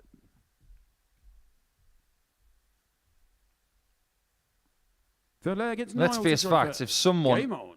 is having a really good time of it in darts, somebody else is not. It's just the nature of the sport, isn't it? Well, this looks good. 140. A couple of names already been touted in the chat. Thomas Banks, get him back on. Someone does say I'd like to see Andy Davidson back, but we're more interested in knowing 80. who you'd like to see on that stage that hasn't yet played on that stage. Who springs to mind for you? 121. Well, I think there are a few. Recent success makes me think of the likes of Gemma Hayter if we do have another Women's Week, 80. although it's not exclusive to Women's Week. We're going to see Rhiannon O'Sullivan in this series. I was having a chat with my old pal Jeff Smith last week, and he came up with a couple of names that really piqued my interest. Kylie Edmonds, who's a really good Canadian player, big lad from the East Coast. He's a superb talent. But he also brought up Jim Widmeyer 100. from the United States. I get the feeling that someone like him, or possibly Joe Cheney, that could be interesting. One or two 83. deluded people in the chat as well. And one of them's our moderator. I think you should kick yourself out, really. 135. Now we require 112.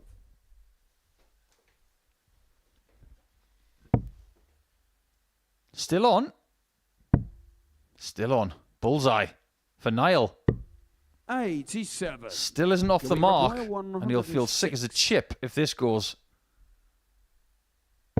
And it might. Double 18. 70. Niall, you require 25. You're almost surprised to see those things missed this morning. But will this be missed?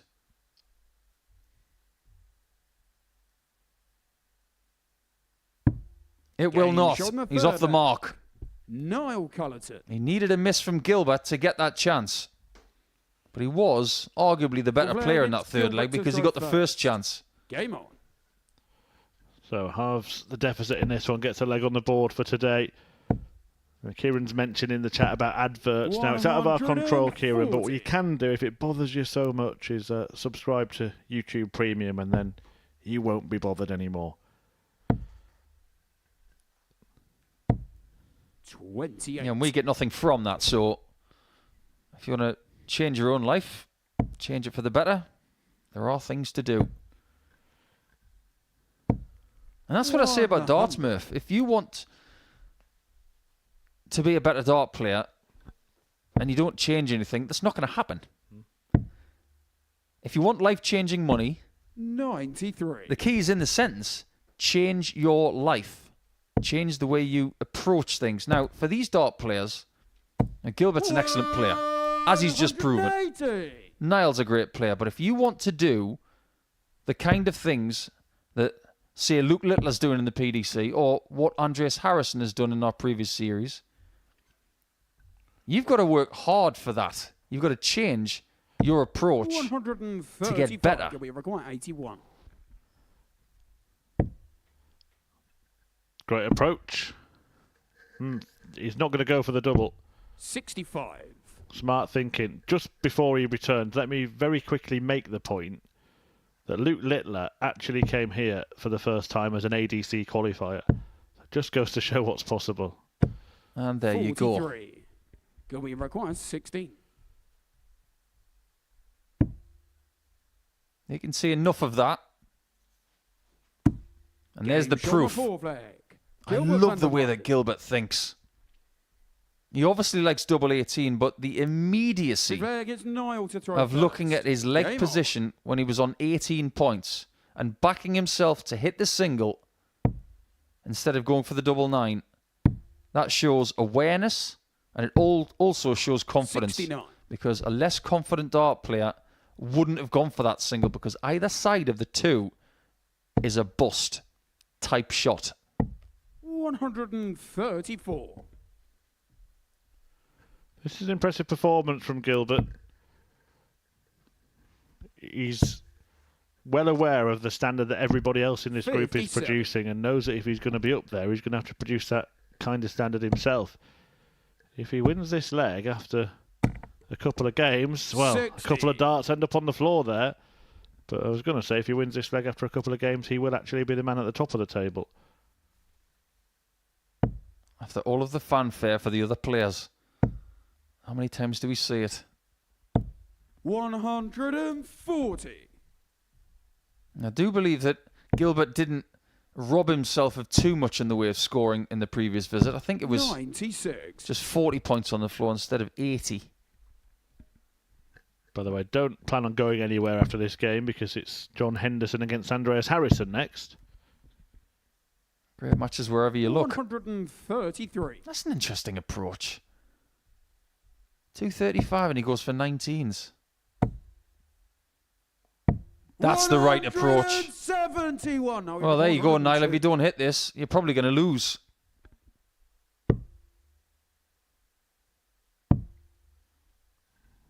Well, it's all a little bit unorthodox, isn't it? 62. So when he plays against What you require? Rhys 40. Robinson, and that's going to be game 9, it'll be the unorthodox derby. Game, But that will be a round Gilbert van der where Meijden. Gilbert van der Meijden has got 4 points minimum.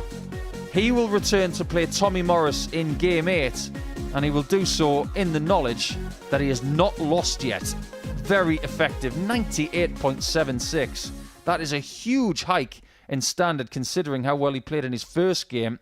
He's here to upset the apple cart, that's for sure. And he's got 4 points out of a possible 4 on Monday morning. Well, as for that game that Murph has just mentioned, Hendo against Andreas Harrison, you don't want to miss that next.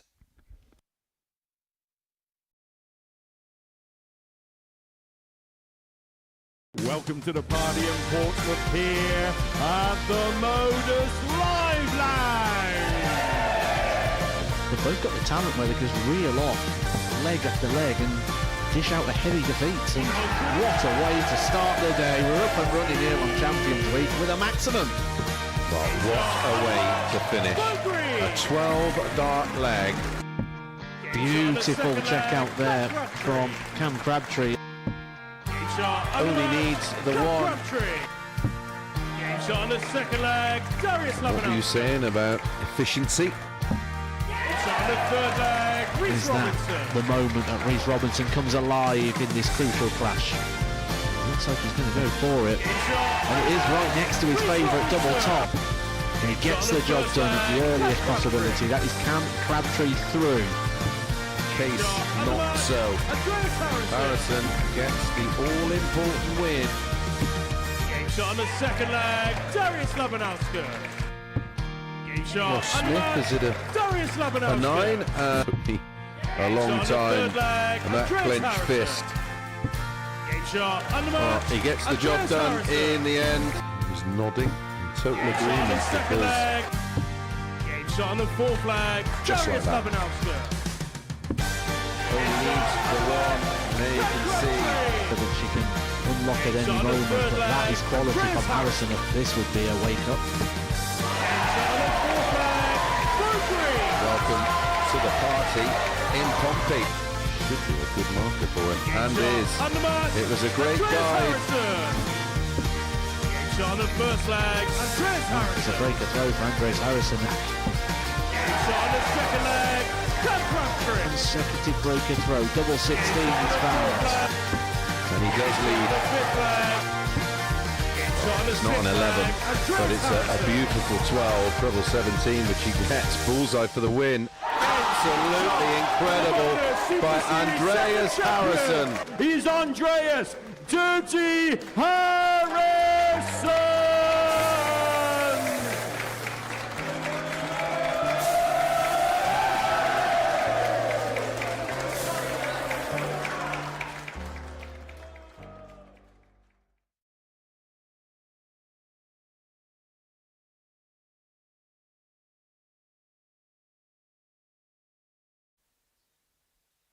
Welcome back to the south coast of England, where the weather outside is wonderful and the darts inside are even better, because that is what we've seen so far. Look at the winning averages in gold and yellow from Henderson, Morris, Gilbert twice. Henderson with a really good consolidating win against Morris, and Harrison a rebound win after losing in round number 1. He upped his standard and somehow beat Rhys Robinson, who was at the bottom of the table with Niall Culleton on 0 points. But that tells you very little about how they've played today. As for Hendo and for Andreas Harrison, so far today has not been too bad. But Hendo a little bit better than the Swede, because John now in round number 3 on Monday morning is going for 6 points and to guarantee at least more wins than losses today. But he won't be thinking about that in those terms. He will have in his mind double-digit points when he comes in tomorrow morning. He's got Niall Culleton in game 11 and will finish against Gilbert van der Meijden in game 15. His games are very nicely spread out today, but he may have to be at his very best against the defending champion in this match. You've got to give Andreas a lot of credit. In his first match of the day, he was caught a little bit cold by Gilbert. John to throw first. Game on. But his ability to withstand brilliant darts against Rhys Robinson in game 5, that was remarkable. 60. He for the day is averaging 94.72. Henderson 96.09. And Rhys Robinson. 134. This is not a sport of feeling sorry for people, but at the minute, you can't help but feel sorry for Robinson. 103.38, and he hasn't got any points. 134. Yeah, John Henderson. Well, he's got 4. And it was looking total opposite, actually. It wasn't in that first match when Robinson led Henderson 3-1. But Henderson really upped his game, and he's stayed there since. Andreas Harrison had a rude awakening in his opener, but 97. had to be brilliant to beat Rhys Robinson in his last match. These were the 2 favourites to win this week as well. Henderson made the favourite by the odds compilers. An interesting point, Paul, I'd like to get your opinion on. Do you think that's partly because he didn't play in the previous series? Because it would have been hard to justify Harrison not being favourite against someone who had basically not been as good as him in the previous series. But Henderson doesn't have that battle scar. I'd have to agree. 97. And Henderson has played well outside of the Modus Super Series since he was last here. Double top.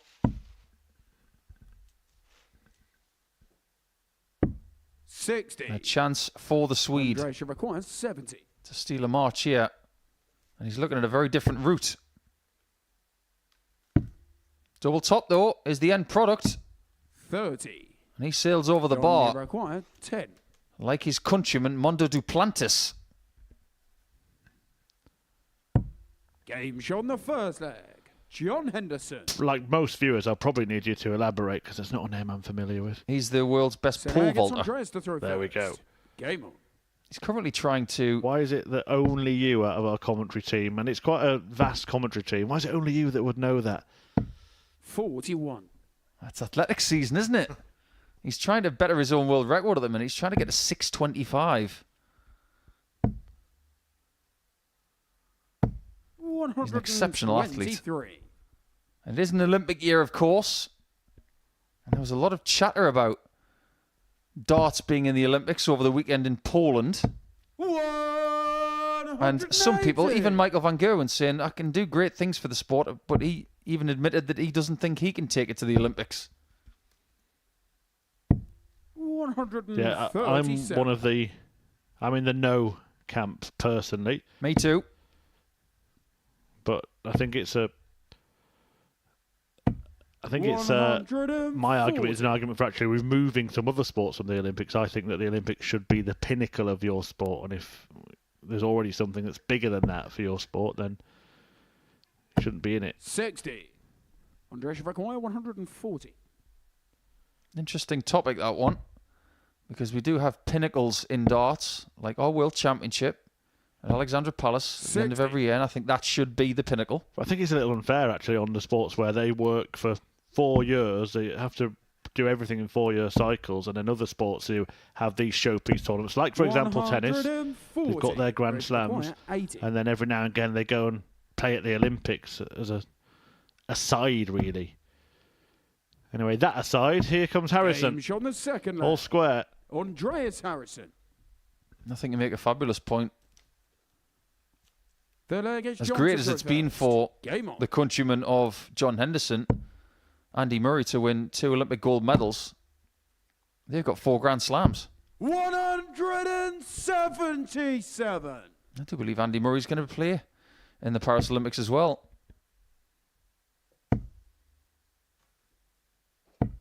85.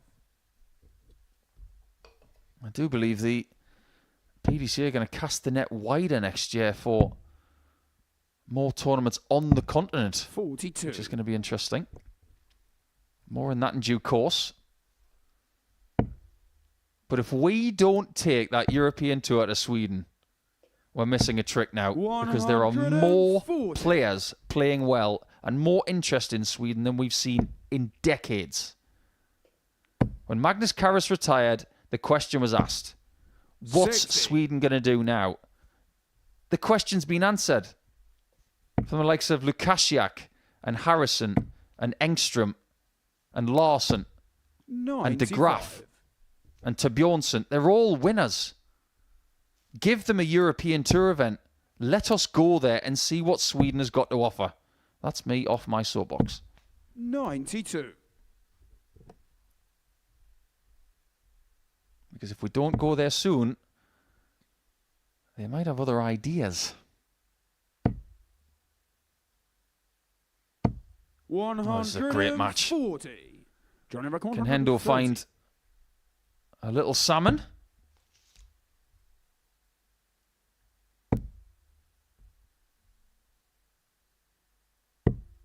Well, something's on the line, but he's not sure if he can hook it. Double 16 for the champ. Right in the bottom corner. Andreas Harrison. Another good game.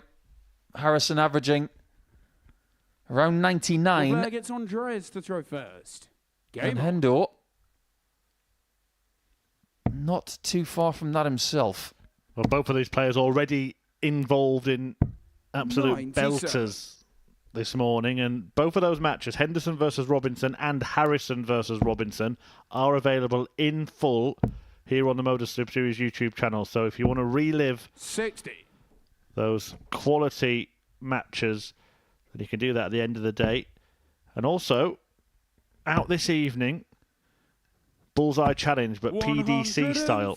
Joe Cullen, Johnny Clayton, Keegan Brown, and a certain Luke Littler, all taking on the Bullseye Challenge. That video will drop tonight, so make sure you are subscribing and that you've got your notifications turned on. I haven't seen that yet, Murph, but don't let the cat out of the bag, but I can't imagine Johnny Clayton and Joe Cullen would beat Justin Smith. Yeah, I don't even know if we've seen Justin Smith yet, so we had a front row seat for it, but when that one drops, yeah, make sure that you are watching that. That one might never be beaten. 34. Andreas Harrison, 124.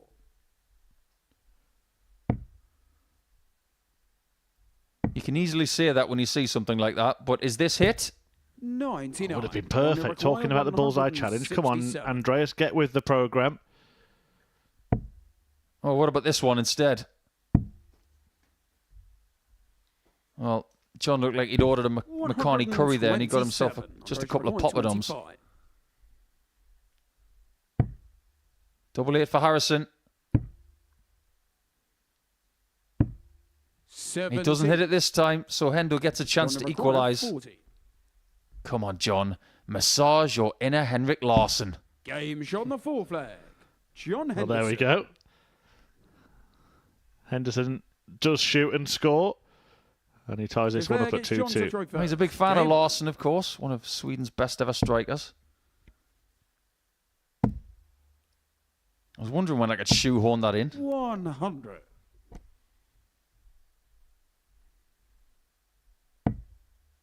As everybody knows, John is a big Celtic fan. 43. As is Kevin Bridges, the comedian, of course. I wonder if John's spent any time with Kevin. We're spending time in the red bit right there. And we're at it again. This is peak John Henderson we're seeing today. See the difference in the way the darts land there? Harrison can put one above or below, where Henderson has to be high. So he may come away. Well, he perseveres, but then we see why he shouldn't have. 43. Yeah, he's quite stubborn on the 60. He doesn't switch as much as some other players. But you saw the behaviour of dart 2 there. It was deflected away from the treble 20 into the 3-bed. 43. It hasn't harmed him in this leg, so he still has the impetus to possibly take the lead. Yeah, he hit a 180 in the leg. His first of this match. This time he's stepping across. 45. Look, there's a saying about old dogs and new tricks, but maybe that's something that could improve the Henderson game, using more of the board. 133. Well, heaven forbid, if Phil Taylor could count properly and approach properly, he could have been better. He was the king of leaving bogey numbers.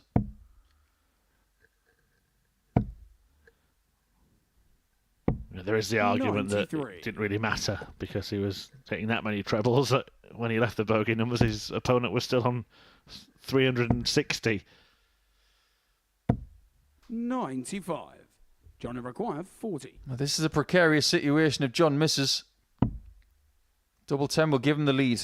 And he takes it on the 5th leg. John with Henderson. confidence. And 6 points in the bag is close. 6th leg, it's Andreas to throw first. Game on. And also, there will be the argument here that John Henderson has got those 6 points by playing all of the toughest players in this group. Yeah, he's got Culleton and Gilbert to come. I wonder what John thinks about Scotland's chances of winning the PDC World Cup at the end of the month. It's going to be Gary Anderson and Peter Wright by the looks of it. Ah, the World Cup of Darts. I wonder where you're going with that. Well, he's won it. He can pass on his advice, how to do it. I thought it was a touch of class, actually, that Gary Anderson stepped aside the following year and allowed Henderson to try and defend that title. Couldn't agree more. 140. Could not agree more. And that goes back to the statement from earlier, doesn't it? When you win a title, to have the chance to defend it, that's... 140. It's not just because John's a great guy, it's the right thing to do in that scenario to allow someone to defend their title, and Gary knew that.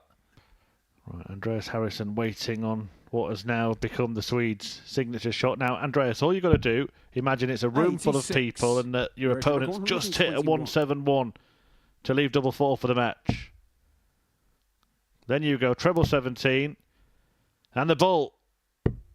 96. No history repeating here. Henderson could win it here. Not with a 5. 85. But with a 25, we could have a level game. We've not had a 4-3 since game 1. 9. We might not get one. John require 53. Every single day this week and twice on Sundays, Hendo will go 13 for tops here. And he hits it to carry on the perfect start. John Henderson is on the march. It's another really polished performance from the Highlander, who's showing his class and showing why he's favourite to win not just this group, but this week. He defeats the defending champion Andreas Harrison 4-2, an average of over 100, 4 out of 7 on the doubles. Henderson is 3 from 3 on Monday on week 3 of Series 8. Coming up next then, Tommy Morris takes on Gilbert van der Meijden.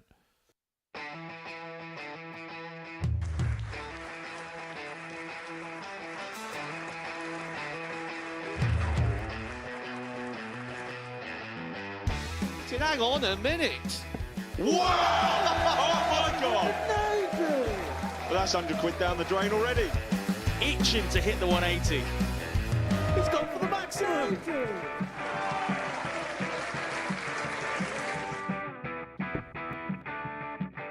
$18 for the bull. Bull. 53. No, he said bull. That's a great first start from Adam. Oh, look at this. He's going to leave Scape. Oh, can you believe it? That is unbelievable.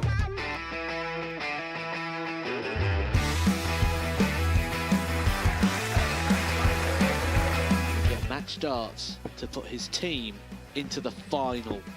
And through to the final they go. Charlie Murphy has hit the match-winning dart on both occasions. Double 4 for the title.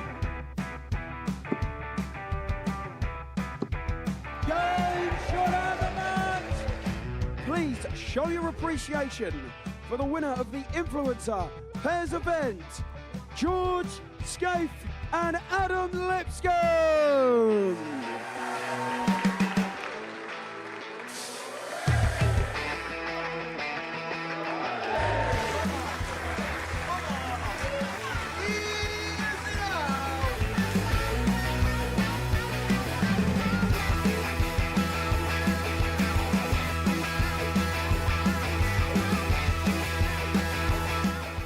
He seems to be out, that's what he is, Charlie Murphy. A couple more visits yet. We're not going to need that. Oh, Bosch. Pie Face is through. He gets And he's absolutely buzzing. It was a game that Pie Face dominated throughout.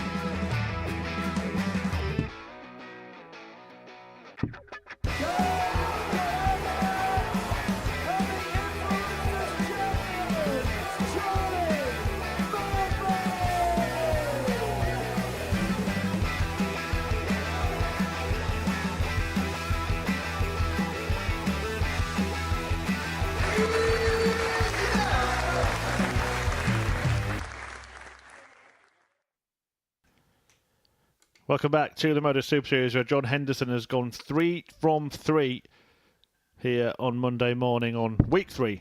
And now Gilbert van der Meijden is looking to do the same. Henderson expected to be in this position. It might be safe to say that Gilbert not, but he's showing the same sort of class that he did on his last visit here to Portsmouth. But he's got a tough assignment in his third game. Win so far against the defending champion Andreas Harrison and over Niall Culleton. Both of those by a margin of 4 legs to 1. But now Tommy Morris stands in his way. Morris beat Culleton 4-0 in his opener, but was on the wrong end of one of Henderson's excellent displays. And despite the standing in the league table, may just be a marginal favourite for this match, particularly with the throw, Paul. Yeah, I think this one is a very well-balanced game. Both very capable players. Have had some good times here. And they might be earmarking this game to get 2 valuable points, because we are seeing some fabulous stuff from other quarters, particularly from Hendo. I've seen John play some good stuff here in Portsmouth before, but this is the best he's played here before, especially on the doubles. He's 12 from 19 so far today. 63% for 3 completed matches. That is outstanding. Well, from their first 2 games, this pair are both averaging in the 90s themselves, which is a very good standard. 140. It's Group A winning standards, isn't it? Averaging in the 90s across a whole batch of games. 136. But spare a thought for Reece Robinson, who is averaging 103.38 for the day and is 5th in the table without a point to his name. Bullseye for Gilbert. 97. Tommy require 40. Great chance. Chance could be gone. Double 5 for Tommy. 35. He can't take it. Require 25. And Gilbert is getting fortunate at times today, where other people aren't. No score. Well, maybe that's the moment that his opponent became a little Tommy lucky. require 5. Gilbert misfiring.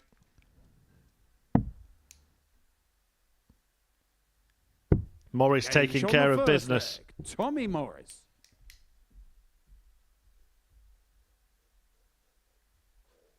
Second leg, it's Gilbert to throw first. Interesting dynamic, isn't it, playing darts in the summer? Because you wake up in the morning. 43. It's a beautiful day. And it's tough sometimes. I'll be brutally honest about it. 39. Because if you are slightly outdoorsy, there are many dart players in the world who like to do the outdoor stuff as well as the indoor stuff. 180. And there are players who do get a little bit lazy during the summer. 80. You think, well, I'll spend a day with the dog instead, or things like that. And the weather's going to be beautiful for the next couple of months. But you've got to work just as 92. hard when the weather's terrible. And you've got to work hard when it's 44. beautiful. Because this time of year, it could be really profitable. Well, one of the questions we often ask our YouTube chat room is, what would you like for a specials 56. week? Can you just give me an idea there, Paul? The Modus Summer Series, outdoor darts. Has been done before, although not in 58. Portsmouth. Can we record 130? And actually, with our proximity to the sea, it might be a little breezy.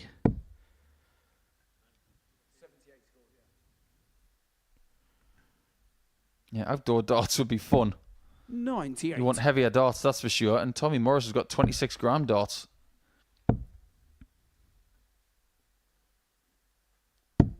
$99. Yeah, good Can we stuff record from Tommy, 32? but he should find himself equalised. And he Gauge on the does. Second leg. It's a Gilbert lovely Vandermeer. shot, isn't it? Seeing that dart go past the blocker and showing just how accurate some of Third these leg, players it's can Tommy be. to throw first. Game on. Have you noticed that a lot of dart players from the Netherlands have 2 earrings? 140. Have now.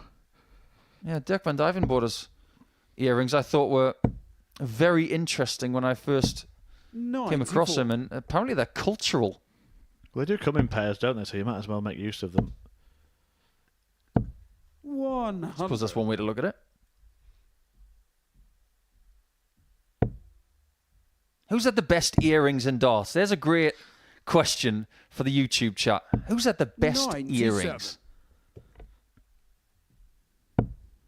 Some of them probably say Dirk, actually. I bet you weren't expecting to be answering that question today, but do go ahead.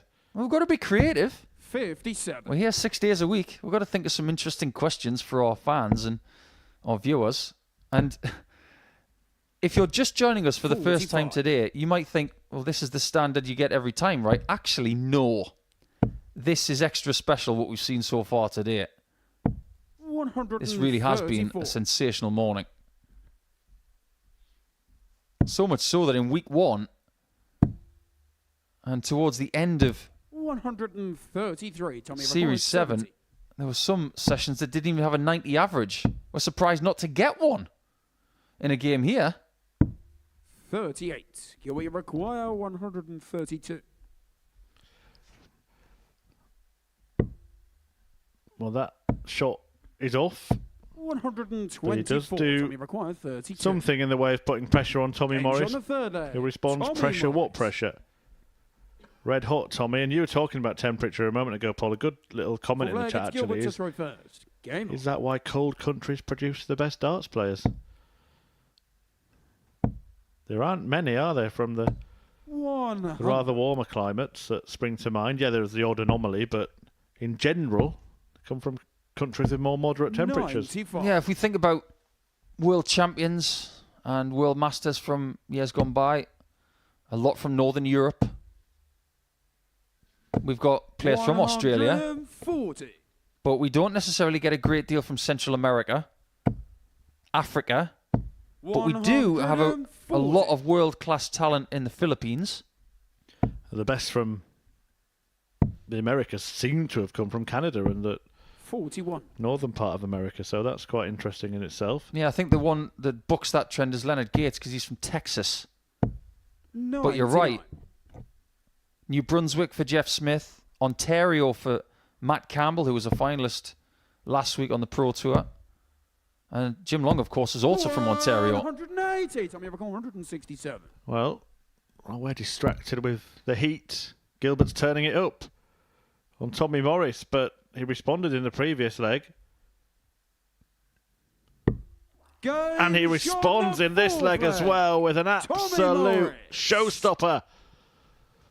Checkout of the day. Fifth leg, it's Tommy to throw first.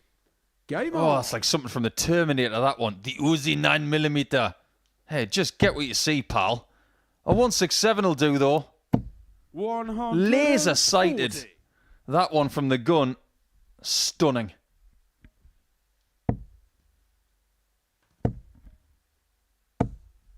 Now we've got to ask the question, is there anything we're not going to see today?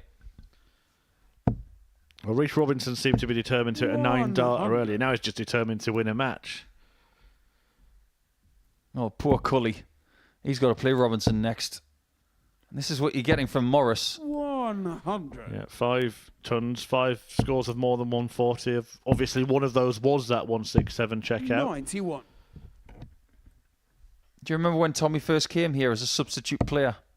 He made such an impact that he was in the following week. 93. And Tommy, every single time he comes here, he delivers something special. And he was going for a 170 off the back of the 167 as well. 134. What a performance this is. Both players have played well in the game, but Morris has won the big moments. It would be a dozen darter followed by a 13 darter to win it. 36. And that's exactly what's happened. Sharp shooting from Tommy the Gun to inflict the first defeat of the day on the Dutchman Gilbert van der Meijden. That was excellent from Tommy Morris, who should be well pleased with his performance. He is happy as he scuttles off the stage. In fact, Gilbert had the higher average in that game, but the massive moment, that 167 tide turnout from Tommy Morris as he goes on to get a second victory of the day, I should say. 4-0 over Niall Culleton, 4-1 over Gilbert van der Meijden, and Culleton still looking for his first win in action next against Reece Robinson, who's also without points despite being absolutely brilliant so far.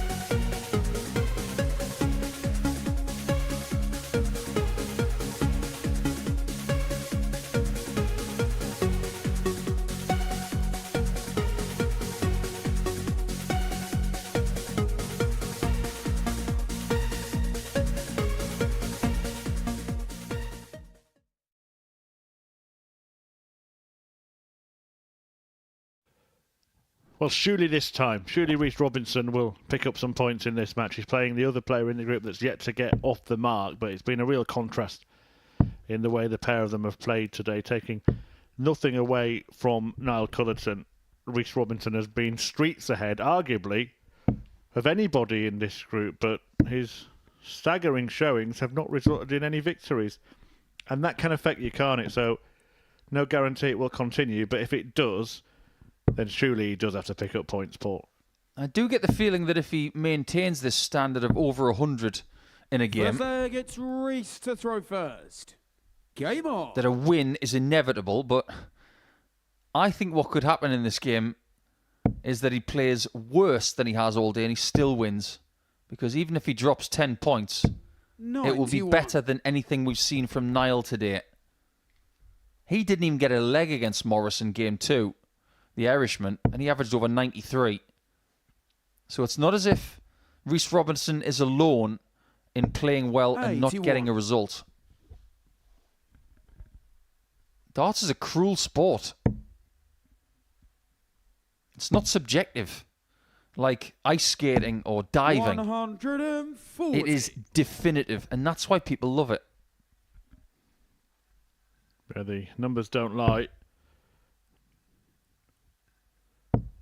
And what numbers? Tommy Morris, by the way, producing that previous match, a 167. He'd already hit a 160 today as well. Reece Robinson has been producing the highest numbers in terms of the averages. And he could hit the highest checkout when he comes back. He would swap hitting that 170 checkout right now for hitting double one in leg 7. 180. And in typical style, 170. someone's better off than him after those 3 darts. He may have had to hit it. 135. He does find 2 treble 20s, so the pressure is on Culleton here if he wants to break in leg 1. Options.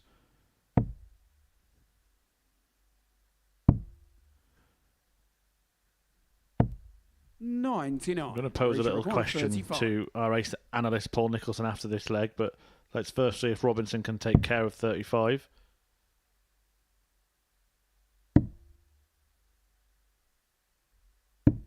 $19. He's not missing by much. Now he requires 16.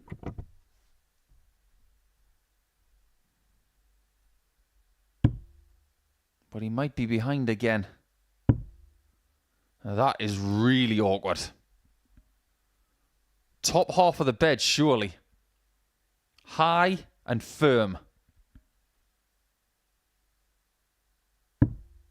No. Look at the angle it went in. $16. Seriously, it was almost sideways. Throws a pure dart, does Reece. That's a great marker. Just a tiny shuffle needed. Game shot. Just a flick on the first flight to get the lead eventually. Yeah, Robinson leads this one. Yeah, the point I was going to put to you was just an observation from today, but is it fair to say that a lot of Niall Culleton's best visits have come at points when he looks like he's out of the leg? I think it's a fair assumption to make because 95. He's a gritty dart player. He doesn't necessarily have one thing about his game that shines over anything else. He's just very tidy. But he does come from that school of player that's got a ridiculous amount of grit. You don't get the captaincy of your country without having that. Think about the other people that have captained nations around, say, the Netherlands and Ireland and Northern Ireland. He's got those kind of qualities, and he almost reminds me a little bit of James Hurrell. 121. When you see his darts enter the board here, just think about whether the points remind you of anybody. Using the same type of point, 140. there's a certain Luke Littler. 50 mil points. Bit long for me. But do you remember when points just used to be points? There'd be a standard length and they'd be plain. Or I could say something really brutal now, but I'll just tell everyone that my tongue is firmly pressed against my cheek when I say this, but they are the only points he's got today. And look at these bad boys. They look like corkscrews. Now we require 102. They've worked there. That doesn't work. Of all the singles he could have hit, the 3 was not the one he wanted. Robinson has a chance of doubling his lead. And remember, he's done well to leave the 74 via a brilliant 140. He does like a bullseye. So why not one at the end? Again, he really focuses before 49. flinging that dart towards the ball, but doesn't find 32. it. So a chance to be level. And we are level. Second leg. An impromptu Niall chat Culleton. in the YouTube conversation about who will win the World Cup of Darts. The leg, it's Reese to throw first. Game on. Oscar says Australia are going to win the World Cup. I'm sure you'd be down for that, Paul. Good case for England being made there with Luke Humphries now leading that team. 60.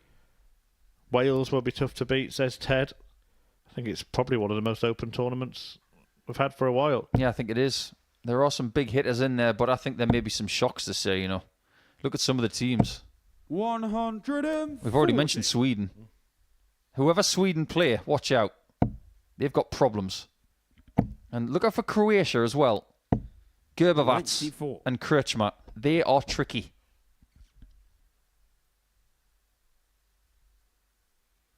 And they've got the best World Cup shirt of anybody, by the way, Croatia. It is astonishing. 134. And bravo to the PDC, in fact, because all of the World Cup shirts are brilliant this year. Wish they were that good back in 2012. Perfectly pitched first start there from Reece Robinson. The second joins it. 140. Gets himself back in this leg, but Culleton has taken the darts. Couple of consecutive 2 treble turns. Now, Culleton is 60. not slow by any means, but he's the most methodical player in this group. I just wonder if Robinson was comfortable with the pace playing Hendo and against Andreas Harrison. He's maybe getting a few extra seconds to think at the back of the stage when he's playing Niall. Beautiful first dart. He was looking to do what Tommy Morris did in the previous match. 127. Yeah, that was the 4th time this series we've seen the 167 checkout. Already, it's only week 3. We only saw it once in the entirety of Series 7. 81. Now we require 40. And it's a harder checkout than a 170. Something simple here for Niall Culleton. Never feels that way, though. And it doesn't turn out to be as easy as he hopes. Well, this one could be flashy. 96. But how flashy?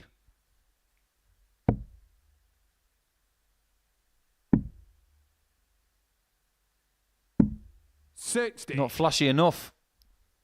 Niall, you Starting to have the look of a 10. man who's thinking, it's just not my day today. Oh, this is now very awkward. Double 2. And he does find it, and that's how Reece Robinson's been rolling today. He's 2-1 down. Culleton's got a break. And you do feel for this guy because he's played superbly today.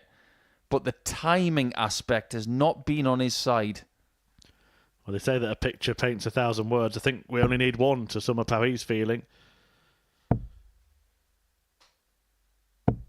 100. And we spoke about the fact that maybe sometimes Niall Culleton wastes his best darts in matches. Reece Robinson today might look back at the 5 matches, and there we see some anger evident while he's throwing. That becomes a problem, but he may look back at the day and think he's wasted his best performances. Maybe. Had he played the way he did against Harrison in this match, he would be 3-0 up. But there's another thing as well, as he wrestles with his own mind. if he struggles to get points 60. by the end of this game, he could be let off the leash. He'd be like a wild dog because he could do anything. He's the kind of person who could potentially win a game with 2 darts. 100. Not that he will, but if you let this guy off the leash, honestly, he could do anything. Do you think this week it's particularly important to try and get into Group B? I know it always is because of the advantage of 3 going through, but obviously there's going to be other players in this group dropping into Group C, which has got Lee Cox, Richard Hosey and Richard Rowlands in it. That's going to be a very difficult Group C to get through. 81. Richard require 161. We've seen Lee Cox in the last few days, and he knows exactly how difficult this week is. 122. Whoever wins this week is going to deserve it. 60. Hold your breath, Reese. Now you can exhale. 50. Richard He requires just needs a 39. clean take. No messing on the outer ring. No hitting wires on the wrong side. And he has Game found shot it. on the That's forepair. exactly what was needed. Reece Robinson. Immediate break back, and he still has a chance of winning this match by 4 legs to 2 or 4 legs to Fifth leg 3. gets Reece to throw first. Yeah, it may be ironic that the win he gets is one that he Game on. grinds out.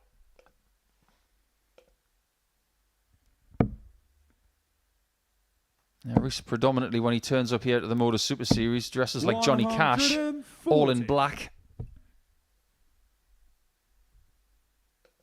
And not subscribing to the flashy dart shirt brigade, Robinson, but lets his darts do the talking, which is not a bad thing at all. 125.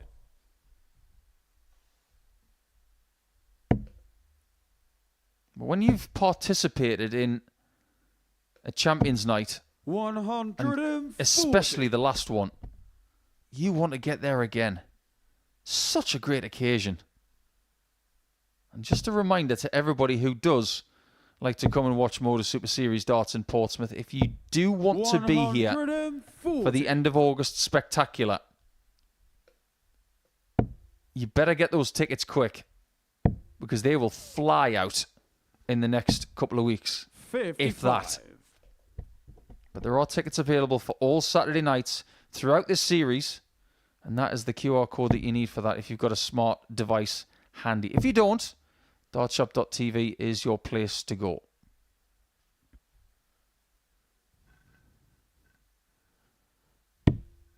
$32. We had some fabulous atmospheres, especially the Saturday just gone.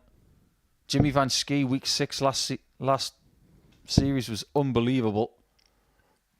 And the ladies' night as well. Yeah, the Champions Nights, the Women's Week, we've seen just some great normal weeks, even when we've had a slightly smaller turnout, they've made their presence felt, which is exactly what now Culleton does there. 140. Richard requires 68. Big time shot. Big time player. Shot on the 5th leg. And he's Reece arrived Robinson. with focus this time. After earlier in the match being frustrated, 6th leg gets Niall to throw first. Game on. he's now thinking, is this my time to get my first points? Very good game coming up after this. Andreas Harrison meeting Tommy Morris. 45.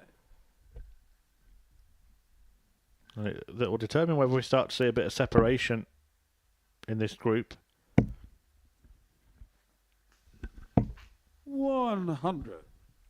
Will Harrison sort of join the leading pack, or will Morris put some distance between himself and the defending champion?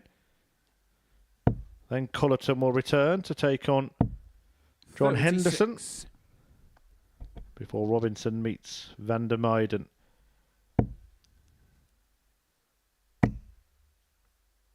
Final games: Culleton, Harrison, Robinson, Morris, and Henderson 60. closes today's show by a game with Gilbert.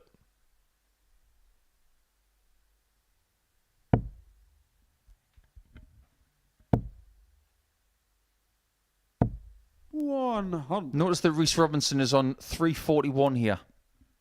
Earlier in the day, Culleton was on 3-4-3. Only got 6 more darts in the leg. 85. And because he left that number, he didn't get a chance to win it.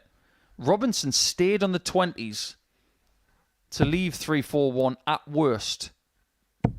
But there was on purpose. A bit of petulance in the throw that followed there, Paul, because he hit a treble 20 with his first dart, didn't with his second, and then almost just threw the last dart away.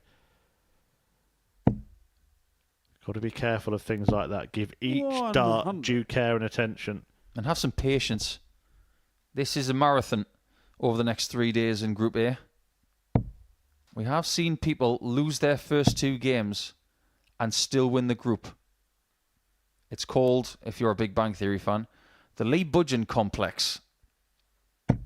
100. Ratio required 156. Well, 60-60, double 18. Not happening. 96. Now we require 120. But it's a nice leave in the end, and if Robinson does return, we may well see that flatty thrown again. Keep an eye out for this. 44. Ratio required 60. There it is. Not a massive grip change for that flatty. A double 10. 50. Now the problem with that shot is the 76. changing of the grip between darts 1, then the 2 and the 3. You could reduce feel by doing that. You could reduce Reese to a puddle if you hit this. Oh, that's going to make him feel sick. Seriously, No anything Reese touches today turns to dust. 7th and final leg is Reese to throw first. Game on. I thought you were going to say turns to sugar. Yeah, but people like sugar. Well, he really does need to get that sweet taste of victory soon, or it could start to plague his mind a little bit.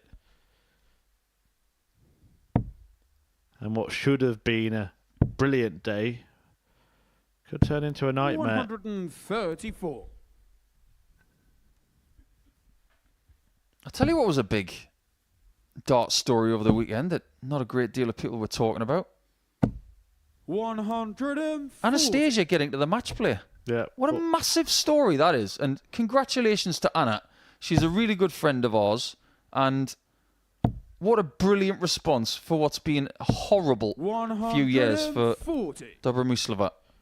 Yeah, full credit to her. And she was, of course, invited to play in our Women's Week as well here recently. Was unable to attend due to prior commitments. But we wish her the best of luck in Blackpool, along with all of the 8 women in the field. And Katie Sheldon sneaking in as a result of Eileen de Graaf's withdrawal. 100. Of course, Katie did play here. Wasn't in the greatest form. Hopefully she finds it by then. Now, can Reese Robinson find this? 96. Not sweet enough just yet, but if Culleton hits this, honestly, make way. This would be like acid in your coffee. Not this time, and Robinson does have a chance to win his first points of the day. Ratio required 25. Playing his worst game by some distance, but it could be a winning formula. It's a results business. But Reese Robinson is yet to get a result. Now we require 68. And he can't blame Lady Luck this time. He can only blame himself. This has got some kind of symmetry to that previous leg. Missing the target with the first dart, rescuing it on the ball with the last. He has! That is a dart through the heart of Reese Robinson, who will not be able to believe it. Back-to-back rescue acts on the bullseye from Niall Culleton sees him pick up his first points and condemn Reese Robinson to 3 straight defeats. A remarkable start to the day, considering how he's played. Even that performance was decent from Robinson. Before that, he was electric, but he's been sparked out once again. Culleton picks up the points. Next up, Andreas Harrison takes on Tommy Morris.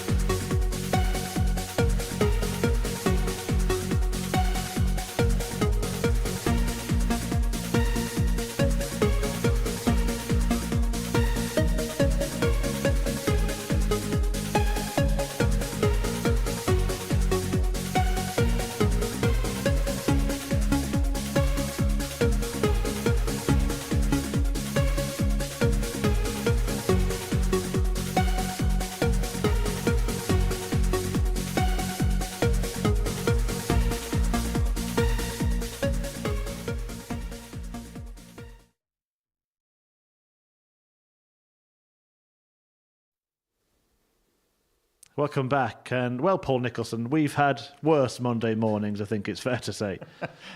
Just a bit. I mean, the standard of play has been exceptional. The Reece Robinson story is just a bit weird.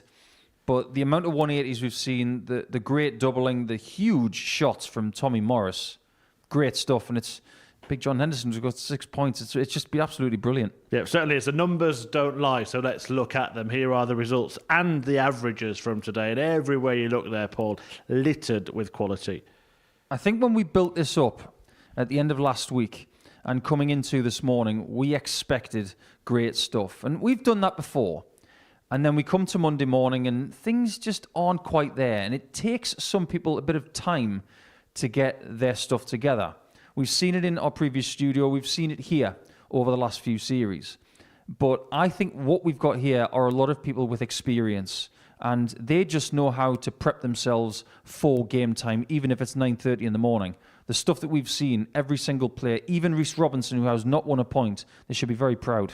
Yeah, well, it took John Henderson, maybe 4 legs to get going, but he has really stayed at that high level. So it's a fantastic match between him and Reece Robinson earlier on. John's just in great nick. His game is in good shape. He's very happy in life. And when he comes here to Portsmouth, he was saying to you earlier that he's just really excited about the challenge. He knows that this is an awful group to possibly win. But my word, he's doing a fabulous job, isn't he? And being a world senior champion, I don't think there's anything that frightens him. I don't think he's ever been a frightened dart player of anybody, really, because he's taken the best to the limit. But the fact remains, at this level, this is about as hard as it gets on a Monday morning, and he's the man. Another player that's been particularly explosive, Tommy Morris. 2 massive finishes from him and 2 massive wins as well. Sometimes it's nice to get that massive finish to win a match, and that's what happens when you get a 160, but a 167 is particularly sweet, isn't it? And when you've got your opponent on a double as well, Gilbert's on 40 and he pops that. I think he enjoyed it a little bit. And why not? Yeah, absolutely. And Gilbert hadn't lost before that game. So Morris really just earmarking himself as one of the players to beat. Now let's just talk about Andreas Harrison, because he had that rude awakening in his first match against Gilbert van der Meijden and has settled down since. Is he having a little bit of sort of after the Lord Mayor's show? Because last time he was on that stage, he was taking out that brilliant 1-2-1 on the bullseye in front of a full house. It's a little bit different, isn't it, coming back on a Monday morning? Yeah, it is. Of course it is. I think in his first game, he was caught a little bit cold. His second game was much better. I mean, he can't even do this anymore, Paul. No, he can't. But if you're going to hit it, you might as well do it to win the series. Don't tell Cam Crabtree that anytime soon, though. But the main thing is that he knows the complexity of this weekly rota. And it's all about being the last person standing at the end of the week, not the person who does all the fireworks stuff on the Monday morning.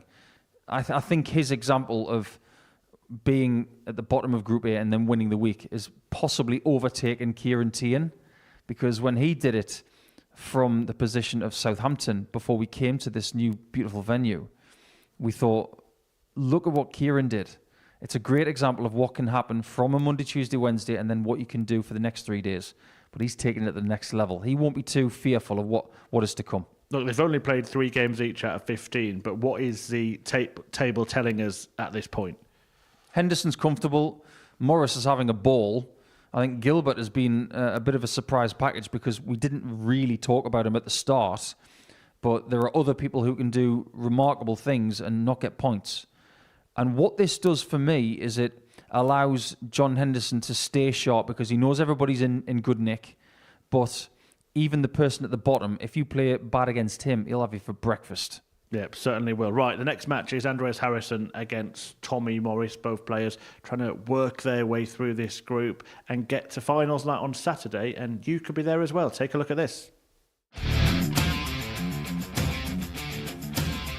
Every Saturday, we open our doors for our weekly finals night. For a unique and intimate darts experience. Meet the Dart Stars and even the team off the telly. Here at our purpose-built venue in Portsmouth. Every single Saturday evening.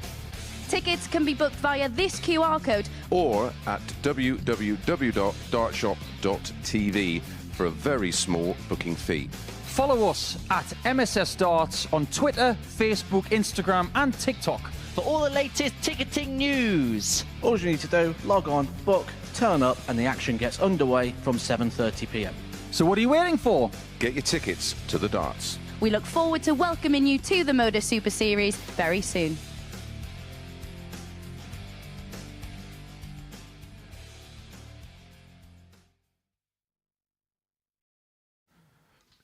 On we go then here at the Super Series and a battle between Tommy Morris and Andreas Harrison. We just had a look at the table there, Paul Nicholson, and one thing that is of note is that if Morris wins this one, he does start to put a little bit of distance between himself and Harrison, and puts Harrison in that position he found himself in Champions Week, where he's sort of trying to avoid being dragged into the bottom three in a Group C place, although it didn't do him any harm on that particular occasion. No, it didn't. And if you can win a Group C in Champions Week, who's to say you can't do it in a qualifying week like this? However, Richard Rowlands, Lee Cox and Rich Horsey are in weight. And the Swede there just trying to limber up ahead of this 10th game of the day, which, let's face it hasn't taken long to get here because the quality and the pace has been there. There's one thing that we have spoken about with Andreas as he starts with a maximum. He doesn't practice a lot. It's just his way. 125. He was at a tournament earlier this year in Belgium, and he played Gary Anderson and frightened the life out of him. But speaking to the tournament director of that event, they said he barely threw a dart. Before he played in the first round or the second round, he barely threw a dart. This game is more mental for him than muscle memory. He's often the latest to arrive here on any given day at the Super Series. Everything about him is pretty laid back, isn't it? Pretty low key.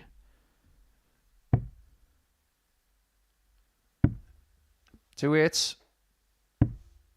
33. The first leg might not be his because Morris is lurking here.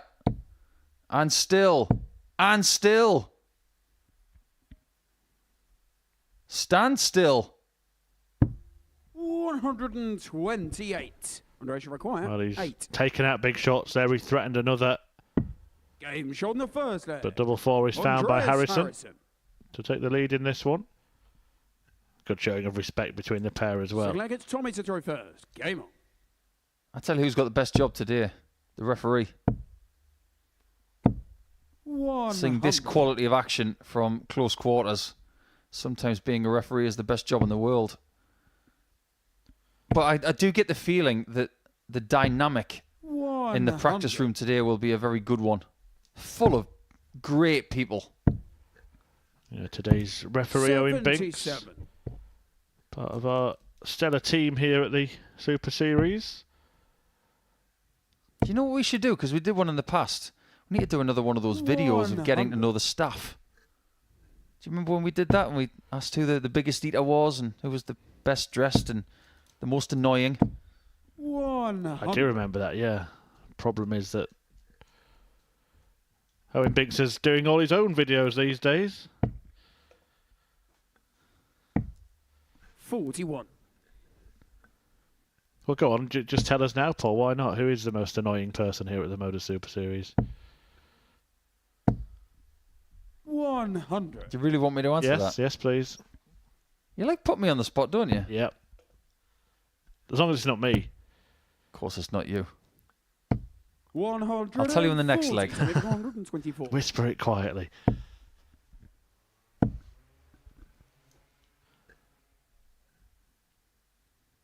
I know the unluckiest person is at the Super Series, and it's Reece Robinson today.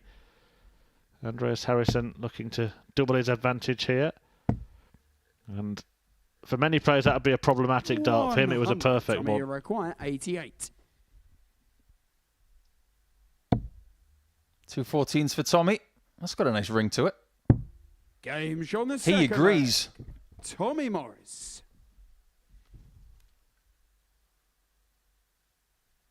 Third leg, it's Andreas to throw first. Yeah, if we were going to do a video like that, then maybe we should get some questions from our YouTube chat. What kind of questions would you like answered about 60. The commentary staff here, the referees, the backroom people? What would you like to know? 99. The most annoying is Henry, by the way, because he doesn't own a belt. I don't trust anybody who wears a suit without a belt. I can't say I disagree with the answer. I'm 96. not sure I agree with the reason.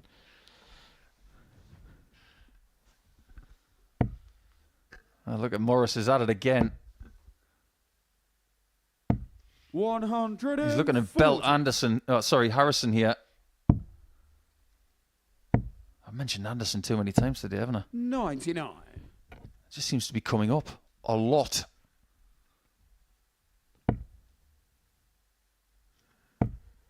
Well, the standard has been 100. high and it's stayed there today. Well, just to put Gary into some sort of perspective, by the way, these are the kind of numbers he's averaging for the year. 101. Both players in three figures in this match. Both on three-figure finishes. And Andreas Harrison takes his out. Andreas Harrison. 101 for a 2-1 lead. Are you a fan of the nickname Dirty Harrison? Well, gets Tommy to throw first. I don't mind it. It's individual, isn't it? Better than sticking a Y on the end of your name. Absolutely. Do better. Couldn't agree more. But if Tommy did that, it'd be Morrissey. That would actually be quite good. 58. Well, every day is not like Sunday here at the Modus Super Series because we don't play on Sundays. Well, by today's standard, let's hope every day is like Monday. 140. It has been absolutely superb. And with a name like Andreas, he could have called himself the Fault. 95. Like the San Andreas Fault. You don't want that to go off. But he's been going off 140. at this place for what seems like years now. One of our backroom staff just came up with a great comment, actually, about me hating the Y on the end of nicknames so much that actually on my name I've taken it off. Well, that leg goes very quickly. Great response from Tommy Morris. 11 data in response, and the numbers in this match are frightening. Game on. Frighteningly good. 108.58 for Morris. 102 for Andreas Harrison. 100. This is the kind of standard that Tommy Morris might need to find if he wants that elusive weekly title. If he makes Saturday via Group A or another group, he will bring people down. He's part of the Farmy Army. But if he's got his own group of fans, he might be called the Gun Brigade. Well, we haven't had any suggestions for those questions 85. in the chat yet, but they're probably just captivated by this match. One question we do have, though, is about how we select players for the Super Series. Well, it's all done from the data, previous performances here, and also how well they're performing in other events. All those players without a PDC Tour card. Somebody has said that it's similar players playing 96. week in, week out. Yeah, we just do rotate it between the 400 or so that we've used. And that word availability is a big thing. Because some people, they do plan 100. 6, 9, 10 months in advance. And if we offer them spots and they can't make it, well, they're not going to come, 50. are they? Andreas, you require 104. That's an interesting lead from Tommy. I wonder if he's got a bingo card going in his wallet. He's got 160. He's got 167, but he's not going to get a shot at 170 because that's another ton plus out from Andreas. 15 data on this occasion. Sickler gets Tommy to throw Morris first. responded Game last on. time. Can he respond this time? 40. Another thing on the selection of players as well, there are a lot of these players who are not 140. professionals. They do have employment, and some of them have to get 100. time off to play, especially in Group A. Let's also not forget a third of the places in every week and therefore in every series go to the ADC. 140. Qualifier route very much open. If you think you can mix it or know someone who you think could, then get down to your local 45. ADC comp. You could be on the stage. I know there's a few people out there who talk a big game. Well, if you talk a big game, or if you know somebody who talks a big game, tell them to try and get here, and then they can prove it. 140. Look at Harrison go. Well, I said, will Tommy respond? He's not being allowed to respond, is he? 96. Andreas require 81. Championship standard from the Swede, who was going for double 18. Wow. Game shot out the What a net. performance that is. Andreas Harrison. That was stunning. The average is well over 105. The doubles were impeccable. Dirty Harrison has been hit hard today, but he's just hit back. That was very, very good indeed. 106.85 the average in the end, and 50% on the doubles. That's the scary thing. It could have been better. And Morris, who has been exceptional today, is only going to walk away with 4 points from his first 4 games. And we've got more coming your way after this, because Culleton is now taking on Hendo. Can he stop the Highlander?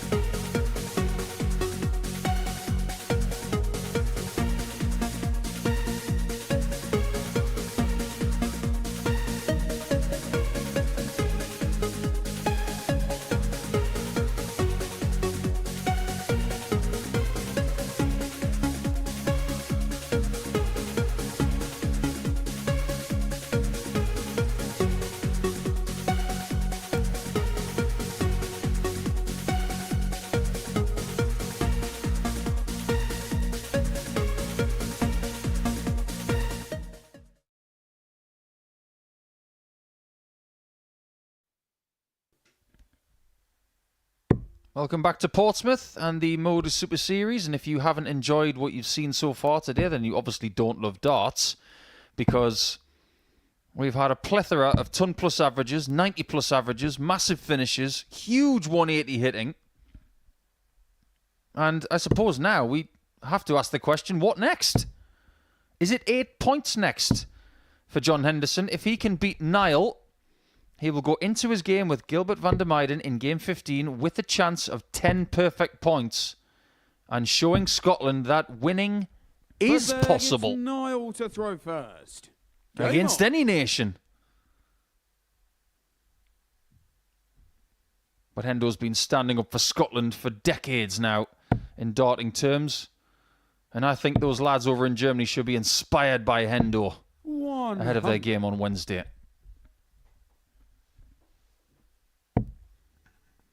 Well, really high quality match before the break. Really high quality day. And John Henderson is set to continue that standard. What a day it's been. And what about Culleton and his exploits on the bullseye against Reece Robinson? 95. Seriously sickening bullseye hitting has left Reece Robinson dizzy. But he's still got 2 chances to get points. He's got Gilbert next, and he has Morris in game 14. That could be a bit of a whirlwind affair.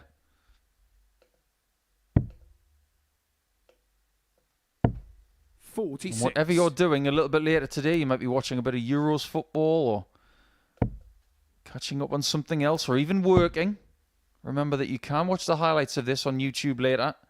And remember to join us again from 9:30 tomorrow to see moving day in what will be a fascinating table no matter what happens from this point.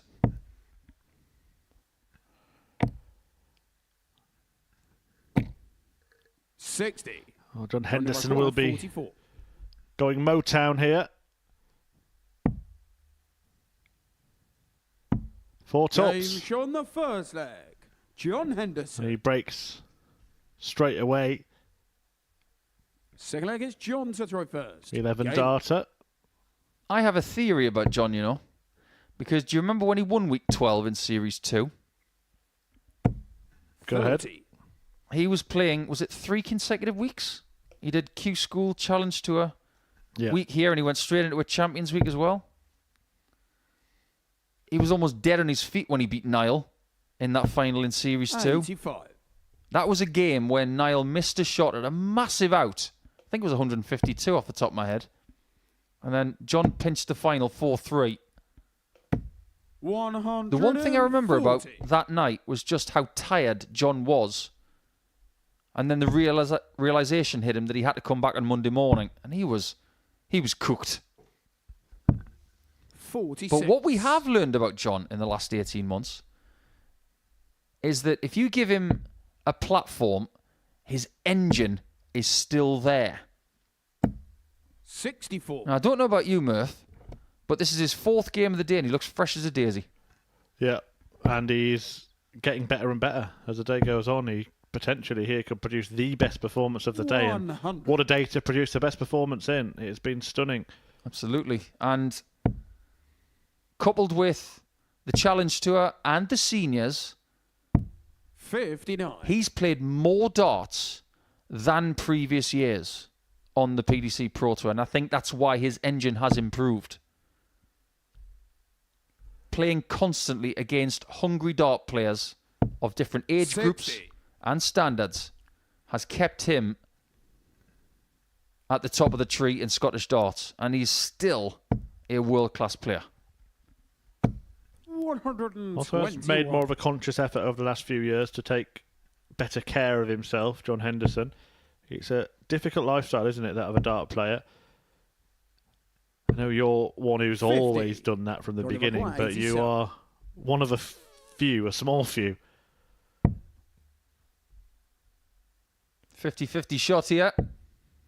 That's why he's taking the calculated gamble of going for the treble instead of the 20 and bull route. You require 160. But look at both of them. They've both shed the pounds. Still wouldn't want to run into Niall at speed. Looks like he's made of tough stuff.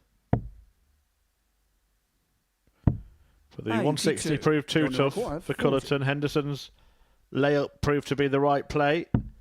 Not only because Culleton was on the big checkout, but because he was then able to leave his preferred double, which he hit first dart, like he did in the first leg. The leg gets Niall to throw first. Game on. The Hendo's cruising today. He's got the same initials as someone who did very well last week, of course, Justin Hood. 100.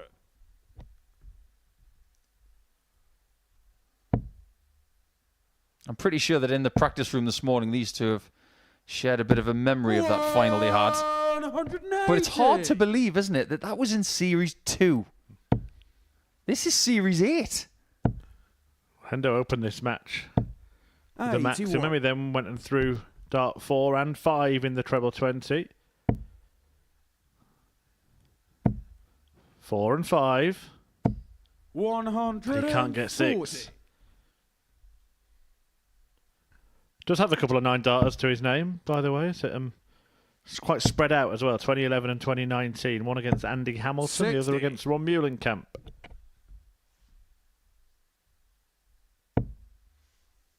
He's got Niall exactly where he wants him, though. 55. And it's yet another impressive set of numbers he's got. I know it's only a couple of legs in, but there is a case that maybe John is playing some of the best darts of his life at the minute. 126. Yeah, the most important part is that he's perfect on the doubling. How's he got that in? He can't even believe it's in. I don't think he's still not sure it is. Is this in the bull to carry on the fine finishing? 90. That one was wayward. I think he was put off by the fact that it went in. He may be wondering how on earth that hit the 57. Now he's hoping that Niall doesn't hit. Double top. That's a classy finish. Third leg. Niall Look at the Culleton. distance between the treble and the single, then the single and the double. Perfect graduation there from Full gets John to throw first. Niall Culleton, Game. who, for me, is a very underestimated player. Well, do you know what? I made the accusation earlier that he's wasted a lot of his best visits, his best scoring visits. That might be the case. 140. But his clutch finishing has been on point, hasn't it, in the last couple of games? The 2 bullseyes to beat Rhys Robinson, then that 120 after Henderson had missed a bull himself. His problem earlier is he wasn't getting enough chances. Only got 1 dart at a double in his first game, 4 in his next, but then when he played Robinson, he got 11. Did get fortunate because Robinson had 15. We just see there an example of John Henderson's sort of stubbornness. He blocked the treble with the first tap. He actually did find a way in. But Culleton can hit low in the treble or below it and stack. 140.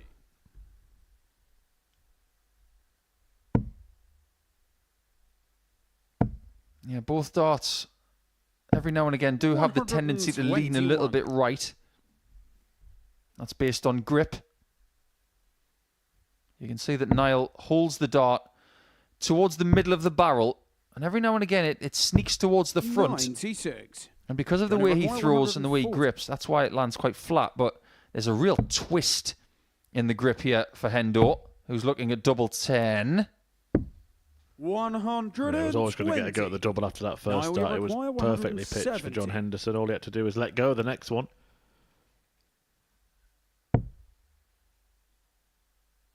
And we'll have the chance to restore that 2-leg cushion. 125. John required 20. I might get him one of them for his birthday. A 2-leg cushion.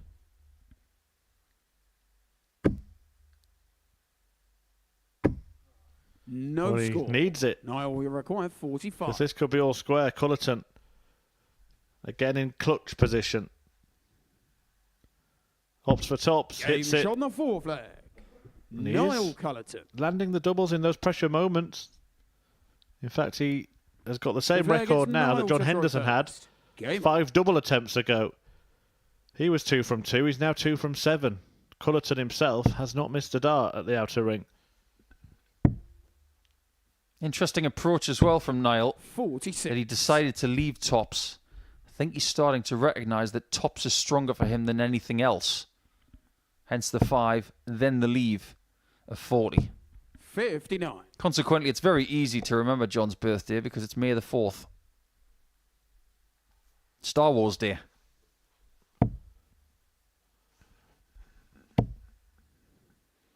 I remember his 50th birthday. 100. I remember his 40th, actually. That was good fun. We were in Wigan. And we decided to go and celebrate the big lad. 123. Well, May the 4th was a finals night in the previous series. Darius Labanauskas beating Justin Hood. 59. He played well that night, didn't he, Darius? He's going to be at the World Cup of Darts, isn't he, with Lithuania? Yep, certainly is. 137. Labanauskas and Barauskas, I believe. Mindy. Go on, you can complete the limerick yourselves. 100. I do like a darting limerick. I like that first dart better, though. That's a great 140. Now you're at 156. But if Culleton takes this, he'll be in front somehow. And John's got to stop making errors at the end of legs. Otherwise, 60. Culleton can pounce again. 42. Back to Old Faithful. Game there shot it off is. the flag. John Henderson. Well, a Sinclair few against John to throw first. questions Game on. coming up in the chat. Would like to see Euro Tour in Spain. Any thoughts, Paul? Or anywhere that you would like to see Euro Tour in the not too distant future? There are two that spring to mind. In fact, there's three. However, comes with a bit of a caveat. I'd like to see one in Poland, but I think that would replace the World Series event. 40. I want to see one in Spain too, because I think Spain's almost forgotten now. I think we need to unearth the next Tony Alcinas's and Cristo Reyes and Carlos Rodriguez kind of guys. We need Spain to almost be re-invited into PDC darts, but Sweden top my list. Absolutely Sweden. 93. Someone asking, is Hendo favourite to win the group? Yes, he is. That viewer wasn't here at the start of the day, but he was favourite before a dart was thrown and will be an even shorter favourite now. Not 60. just to win the group, but the week itself. Another question for you, Paul. Any plans to go to Q School in the future? I get asked that at least twice a week. 140. Not at this stage. But ask again on Thursday. Ask me again in December. Well, I will say one thing. I'll make it a bit of a Super Series exclusive. I've got some new dart shirts. They're rather snazzy. There we go. Bring them along Saturday night. Well, John Henderson's rather snazzy, isn't he, with his performances today? A 180, his third of the tie, to leave this potential match-winning finish.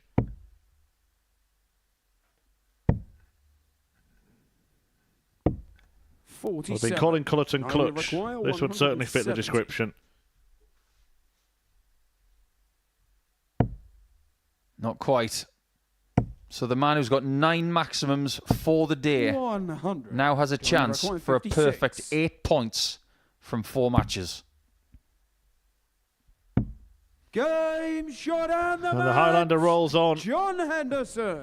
Success for Scotland here at the Super Series.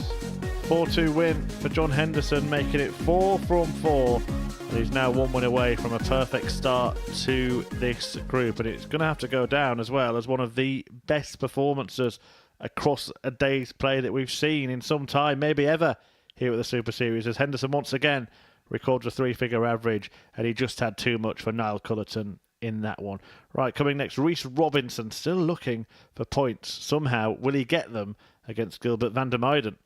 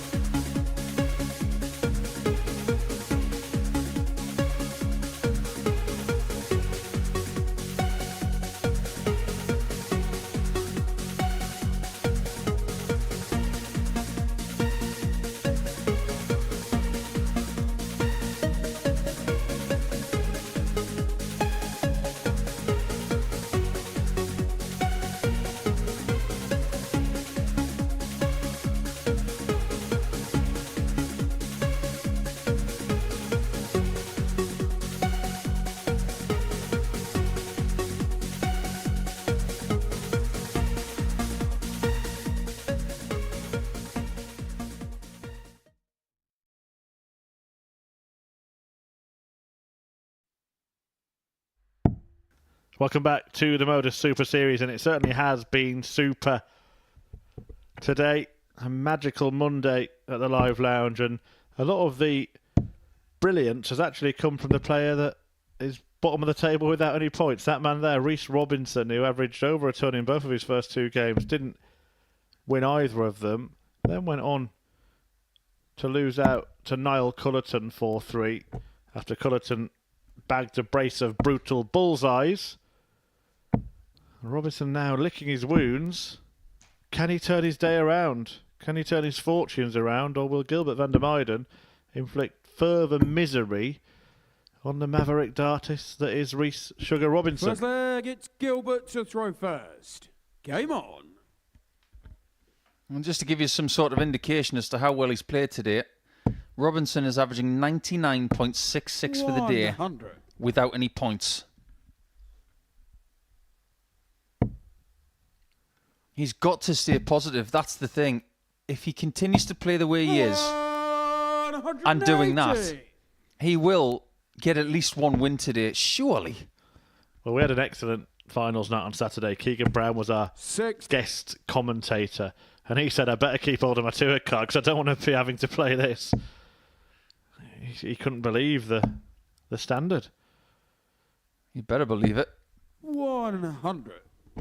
Here's the thing, if we put a studio together like this, it's essentially a stage made by players for players. 140. The input that went into this studio 2 years ago was one of, how do we make this the best throw that anybody could possibly want? And this is why you're getting things like that. 180. He's back. He's at it again. He hit 5 180s in a match earlier. Of course, he lost that match. He's lost all his matches. He's hit 2 in the first leg of this one. 139. Ratio required 41. He's on 11 for the day. And he's on an 11 darter. But 2 missed at double, and he may not win the leg. And this would be typical required 62. of the Monday that he's had. Oh, come on. This is getting silly now. And what's he going to do? Go 2 bull?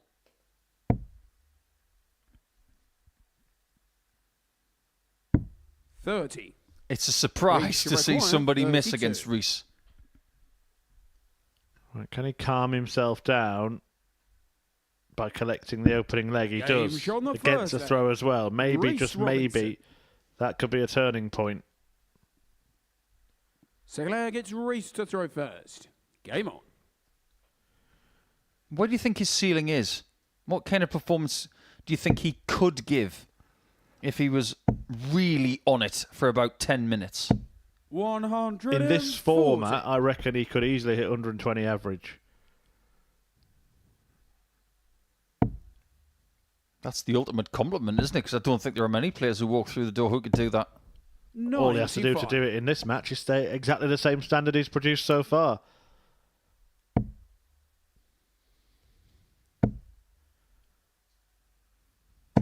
$140. Jay in the chat room says, do some fun challenge videos for YouTube, please. Yeah, we never thought of that. 140. Thanks for your feedback. Make sure you are subscribing. Yeah, I think we'll do some funny stuff over the summer. 20. Depends on the players that we get through the door, isn't it? As to what kind of things we can do. Weren't you down for some food challenges soon? The social media team didn't bring me the burgers. 99. Yeah, they got lost in transit, I believe. I think one we should do with our referee is, you know, that drinks challenge with the cardboard box and the 4 straws, and he's got to guess which drink it is. 167. Specifically Owen Binks you're talking about here. Yeah, because he's a bit of a savant when it comes to soft drinks, isn't he? I was thinking some sort of escape room challenge.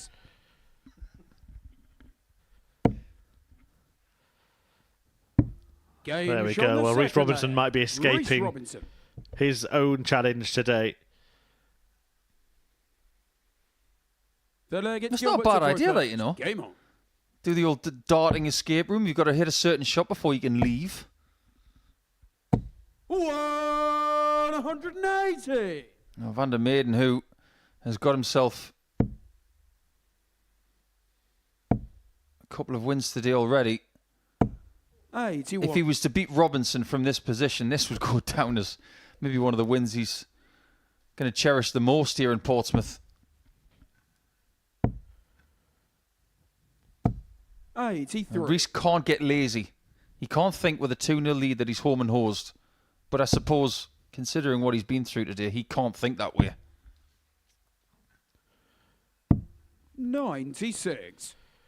Is this likely to be a record day for 180s total? We will double check what the 180 record for a 15-game campaign in a day is. But I'm pretty sure we've had 45 before, haven't we? Note to producer, put your cup of tea down and get some work done. Let us know.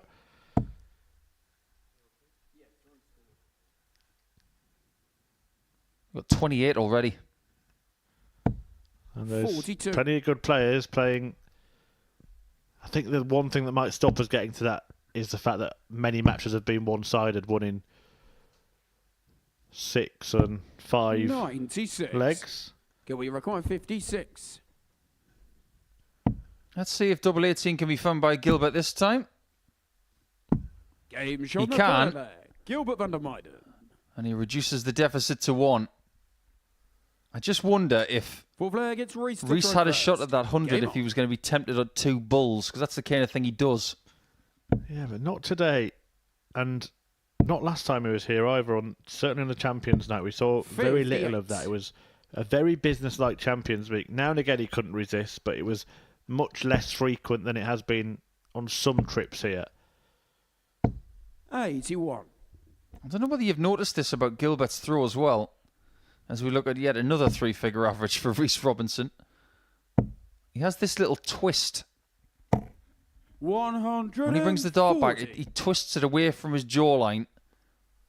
And then when he goes to throw it towards the body, he calibrates it so he actually throws the dart in line again. It's a little bit of a pivoting of the wrist joint. If that goes too much, it can sometimes have your throw in pieces. 57.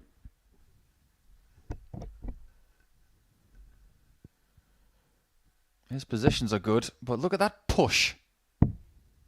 It's actually quite a violent forward thrust, that. And most of that is to do with the fact that the release is quite late.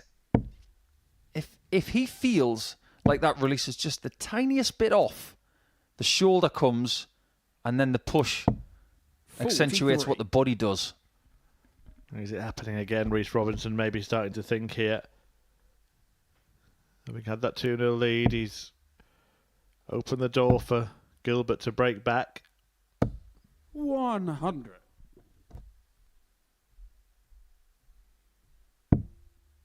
Plan B, just max downstairs. 133. That could do. Can we require 105? He was disappointed with it though, wasn't he? You could see not to have filled it up. May only be 1 dart at double, maybe no darts at double. 89. That was a very quick third dart. Chance for Robinson. That's all right. How's this? Better than all right. On the 4 flag. Finally, he gets a little bit of fortune and he takes full advantage of it. A brilliant check out from Reece Robinson. Gilbert to throw first. But this has been the problem today, hasn't it? Getting leg 4.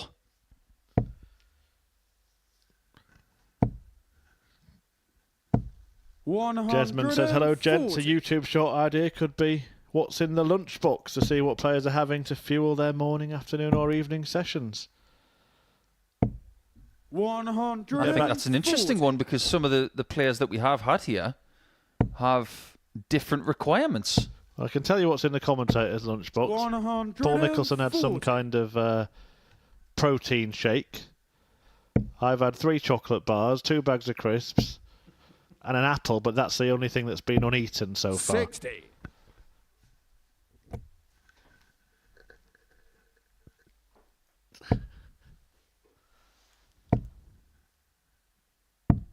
$54. It'll feel a little bit later. Yeah, a little bit different later after the gym. We'll have some carbs then. Yeah, I'll come along. Have they got a vending machine? I wasn't planning on getting a lasagna from the vending 57. machine. Gilbert, you require 167. Oh, well, this could be a nice, tasty treat. Check out what we've already seen today. Beautiful. Game shot in the Absolutely beautiful. Gilbert van der Meijden. The 167 from van der Meijden to go with the magic from Morris earlier on. Sick player gets Reese to throw first. And, well, sugar is Game supposed to be sweet, but the face of Reese Robinson suggests that he's got a sour taste in his mouth at the moment. He honestly feels like he's in that movie Demolition Man now. He feels like he's been hit with the 6-stick. 41. He's going to be thinking right now, and I've got no doubt in my mind about this. He's thinking it's going to happen again. Especially having gone off 41 in what he would be hoping is the last leg of this game. There are healthy mindsets in this spot, and one of them is 125. positive self-talk, something that is used by tennis players and boxers in tough spots. 100. Positive self-talk is saying to yourself in your own mind positive messages so you can achieve. 55. If it's negative self-talk, you might as well just write your own game death warrant. I think there's a way of spinning it, isn't there, where it's easy to think, why is this always happening to me? Well, you could be 100. thinking, look what they're having to do to beat me. That's the exact example of what I'm talking about. It's turning something into a positive that could be construed as a negative. 60. Now, Robinson, after 12, is on 220. He'd love another maximum to leave tops. 58. Well, look on the bright side now. He's got 6 darts from here to get this game won.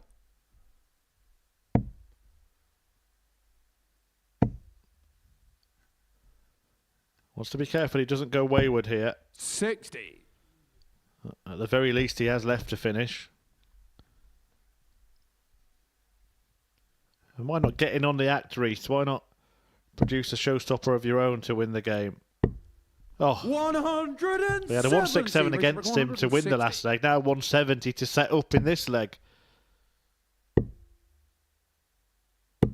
70. There's a lot of method in that madness, I can promise you that. But the approach shot from Gilbert was impeccable.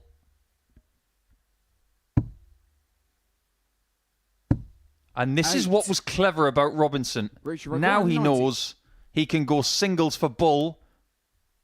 He's going to go bull first. Is he going to stay there? Because that bull looks blocked. It's going to be hard to hit.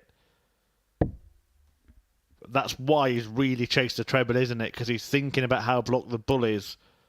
So he's gambled on the treble rather than playing it safe for a dart at a blocked target. I don't really mind that in that sport, but he hasn't given himself a dart. I don't mind it either, but I'd rather have a shot at Gilbert, something you that's require blocked than nothing at 8. all.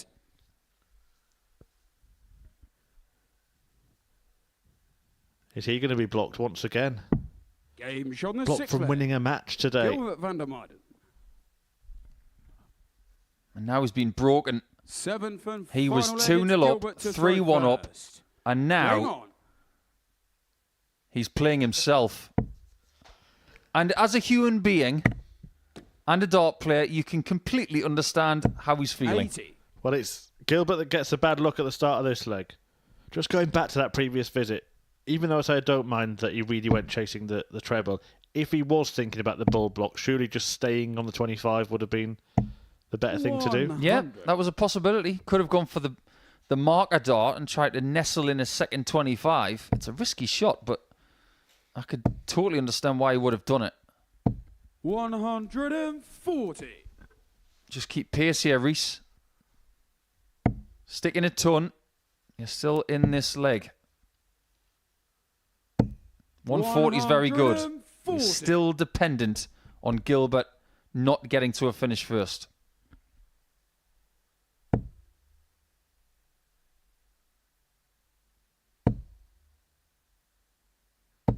$140. What has he got to do to get a win today? He's got to bulldoze The door down. Get to 121. Oh, no. Even a straight ton would have left to finish, but now Van der Meijden's got 6 from 141.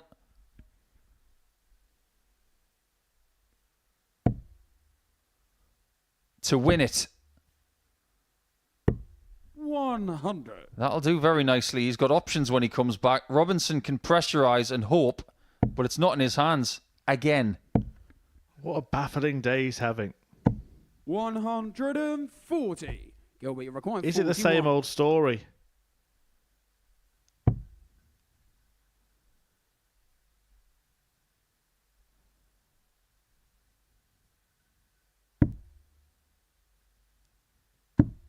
It is another glorious defeat for Rhys Robinson.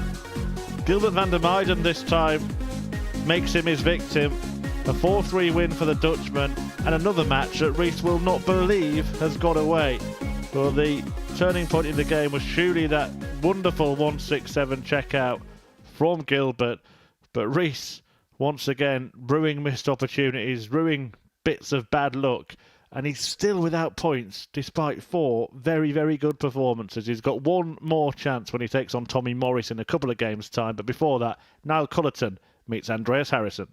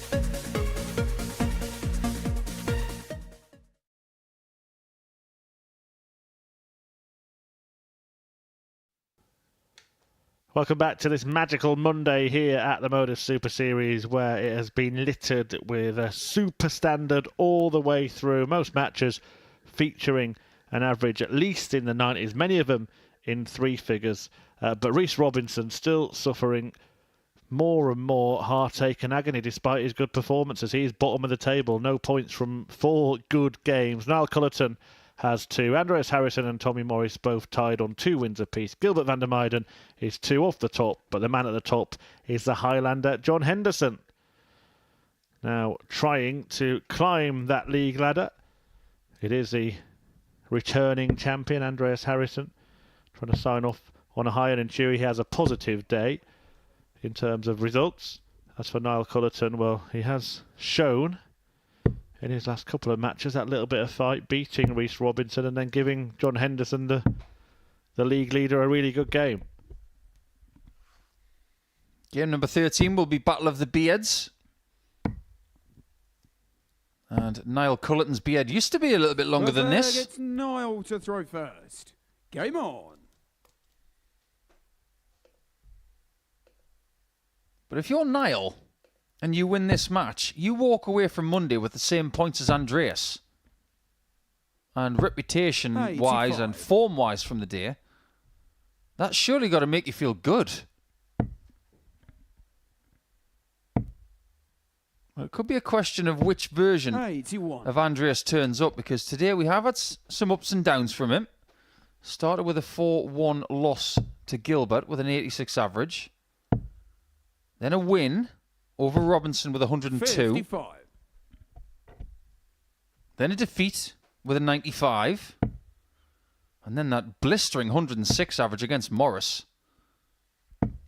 I am really looking forward to seeing the daily numbers tomorrow morning, because they're going to make for wonderful reading. Great question in the chat. Has anyone who's not got any points on the first day 60. ever gone on to win the week? The silence from the comms box tells you that we can't think of one off the top of our head. 100. Certainly not here in the live lounge. It did happen in the previous guys of this tournament, the live league in Southampton. Sean McDonald 60. did it.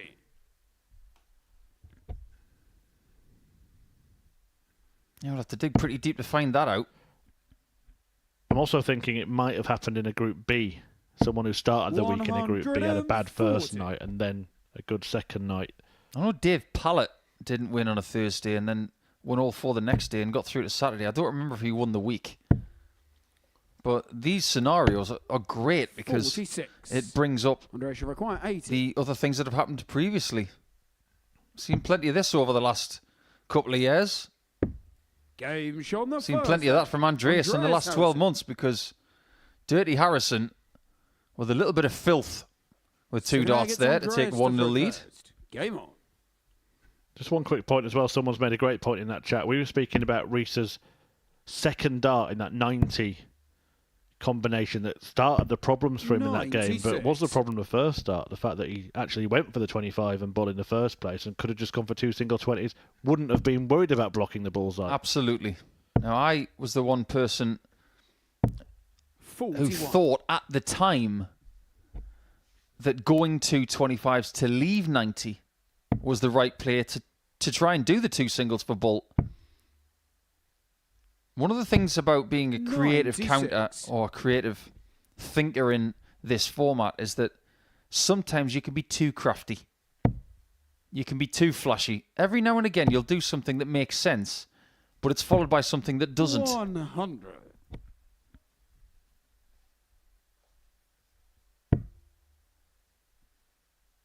I never really did anything that flashy on the dartboard. I was always looking to do things that made sense. 47. I like to think I'm quite a logical person, but that's the great thing about this sport and this dartboard in particular, because there are so many different thought processes that can be used to take care of a 501 leg. You don't have to subscribe to the textbook or the checkout card that you get when you buy a dartboard. You can think of it slightly differently. 128. 134 for Harrison. Culleton is a player that thinks of things differently, isn't he? But I'm not sure it's always the right route. 87. He does get to a finish there, does Niall, but I don't agree with 19's first on 235. I agree with this. Oh, was he thinking of tops? I think he was. I think he still is. 94. Niall, you require 1. I'll explain that 235 in a second, but we'll give Niall the floor to see if he can take the 148.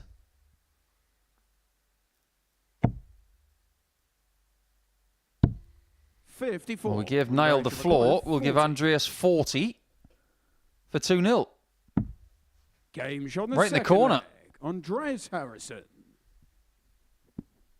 So let's get this straight. 235, doesn't matter what level you play at. Game on. 19's first doesn't make sense.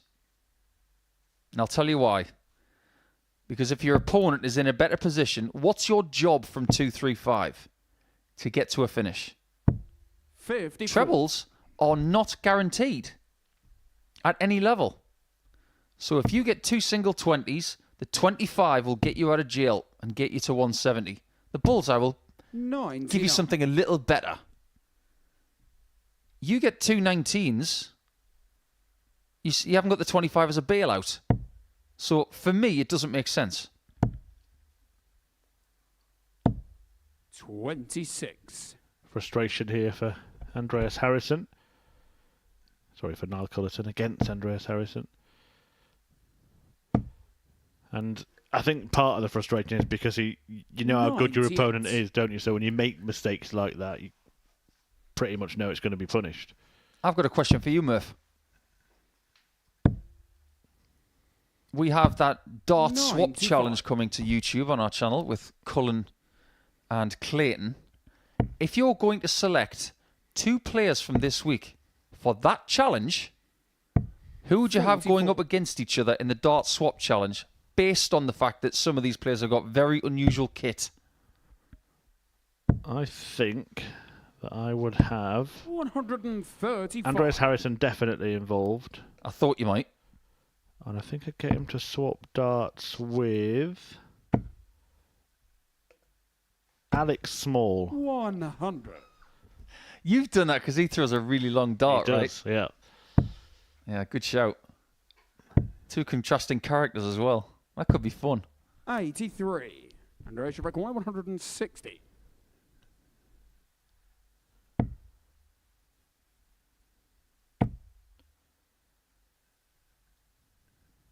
On a day where we've had 160 check out from Tommy Morris.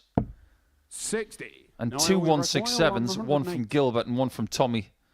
Again, you're almost surprised to see someone not get close to something of that ilk. 52. And the play here is to stay straight. 100. That's a lovely guide for the 60. Or that. 80. We saw it from John Henderson earlier in the first game of the day against Rhys Robinson, of course. Well, this is tops for Niall. First darts hat double in this game. 46. Both go begging. Andreas, you require 20. Same target now for Harrison.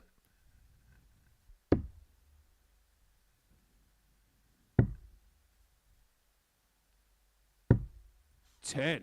Another opportunity. Niall, you require 10. I don't often see him on double 5 because he tends to take tops and 10s before even needing 5s.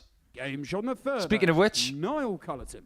Niall does get his first dart at a double in this match. Still has a fighting chance.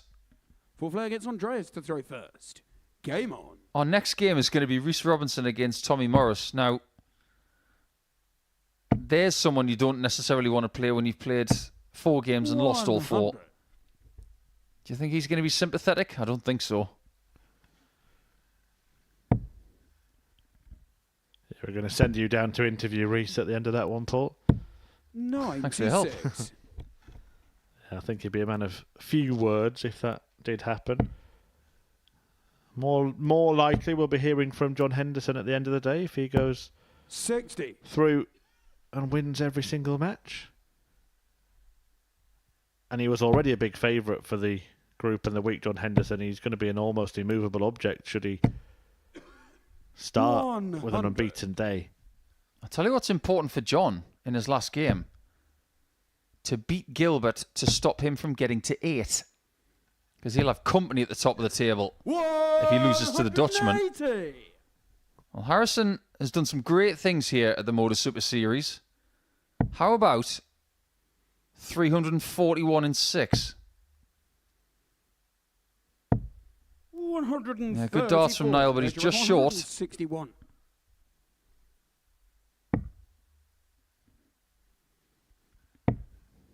Well, Well, the assumption was he was starting on treble 18 there before anyone gets too 84. excited.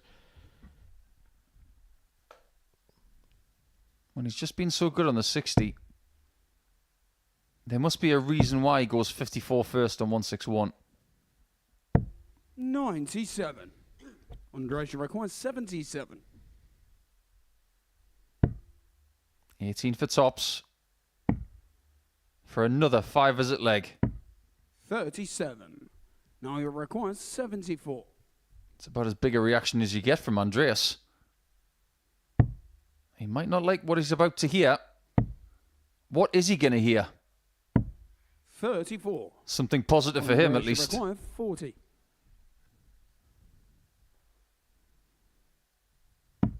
Game shot on the 4 flag. Andreas Harrison. Harrison stamping his authority on the game. Have you noticed today that he's wearing the same shirt? Or the same colour shirt that he wore when he won? This might be his signature colour now after what he did at the end of Series 7. 81. Because he does have a blue version of this, doesn't he?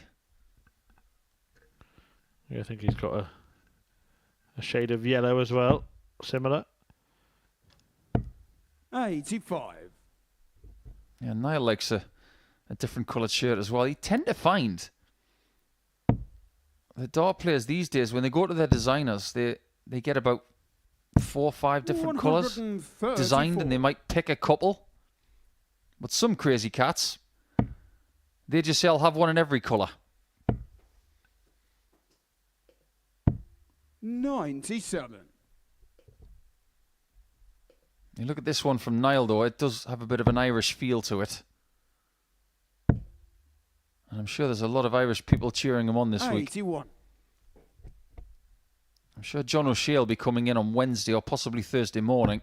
So he might be flying solo for a couple of days.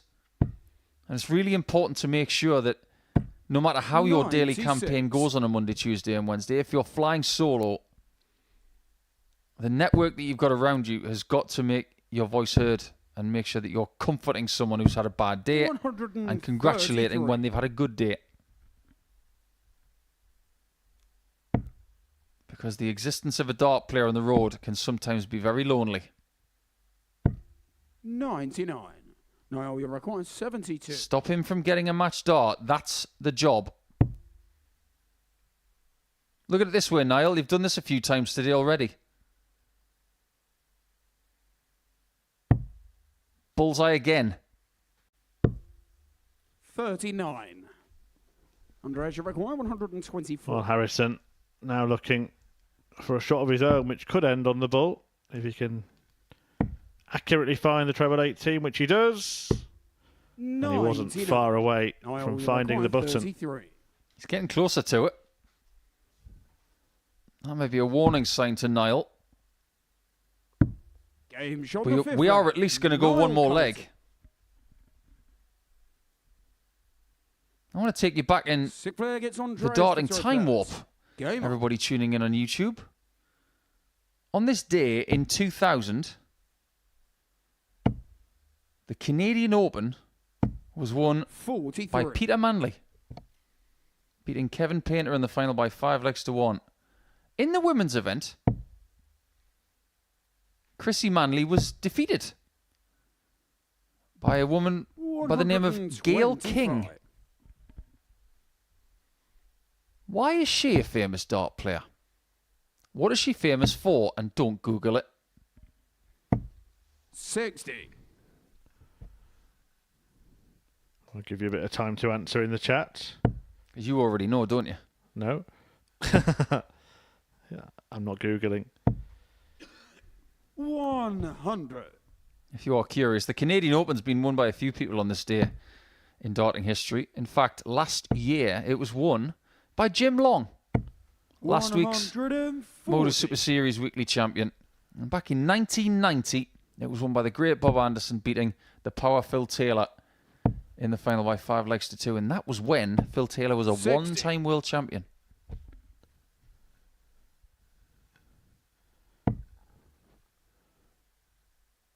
Colin says, I've just discovered Modus darts. The quality of play is brilliant. welcome aboard. Make sure you subscribe, Colin. Click that notification bell. You'll be notified when we go live. There's plenty of other great content as well. Luke, just afterwards, replies, it's not always this good. Well, you can't please all of the people all of the time, but I get the sense that Luke's one of those people that you can't please any of the time. 55. Now we require 116. Like I said earlier, if you don't like the darts that you've seen today, you just don't like darts. Well, this is 95. He's got two options. He's going to go for the 57. Yeah, he doesn't like that dart. Didn't have to go that route. With Andreas on a match-winning shot, he could have gone 45 bull. 100. And this is a 120. typical Andreas Harrison checkout, isn't it? Because he can actually get over that. Well, he does get over it, but too far. 100. And then shows that he can Niall, indeed find the treble from there. I do wonder if Niall is about to perform another act of escapology.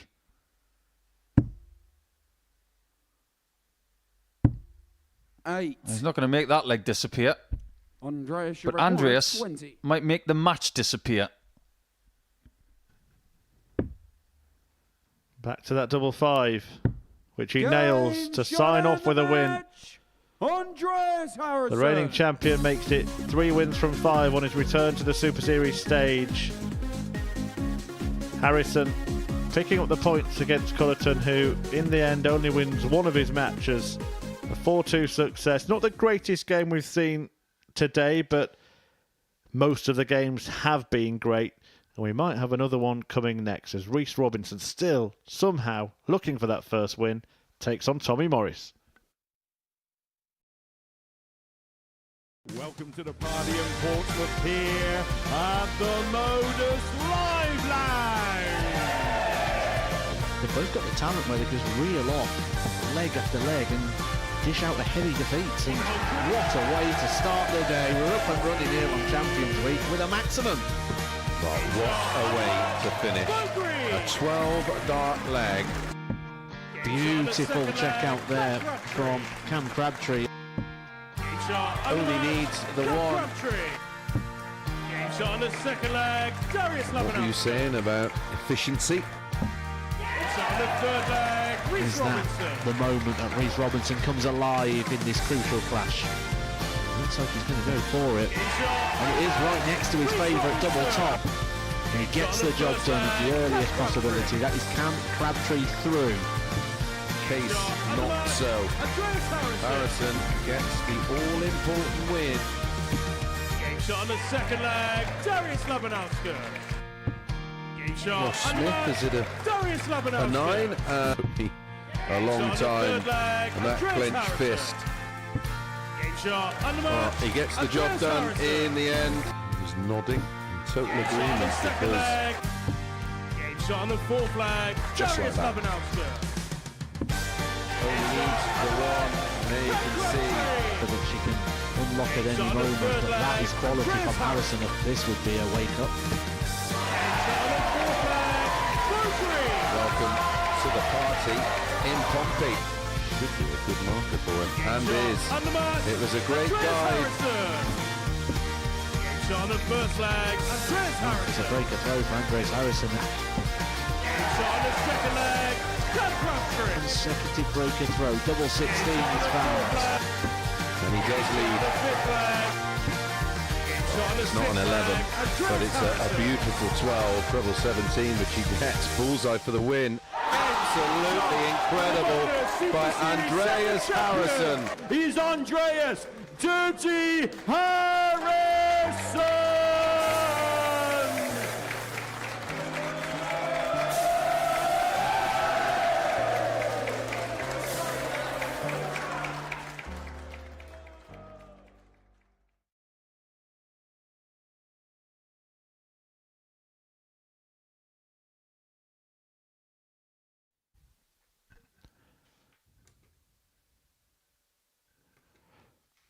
Welcome back to the Super Series, where Rhys Robinson is still looking for that first victory of the day. I've got one question and one question only, Paul. How on earth is that the case? I'm lost for words. I fear to think how he's feeling. After the way he started, he thought maybe that's the game that got away. And then after that, it got worse. And then for the rest of the day, it feels like he's been banging his head against the wall, and the wall has won. But he has one more chance to get himself on the win sheet for the day. If he doesn't against Tommy Morris here, it may go down as the best performance ever on a Monday that didn't yield a point. Game on.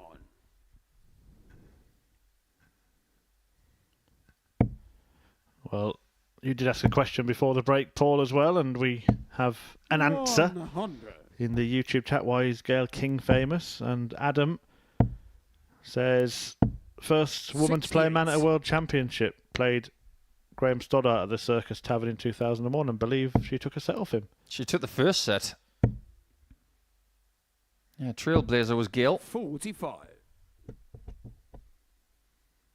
And don't tell me that Graham Stoddart wasn't nervous that day, because the darting world was watching that match. 100. I'm not ashamed to say I actually took a sickie that afternoon to go and watch it. I think there's a few who can relate to that today, probably Paul watching. How good was Bellingham last night? My word, what a player. Yeah, head and shoulders above everybody else on that pitch. 125. England's John Henderson. I bet he's never been described like that before.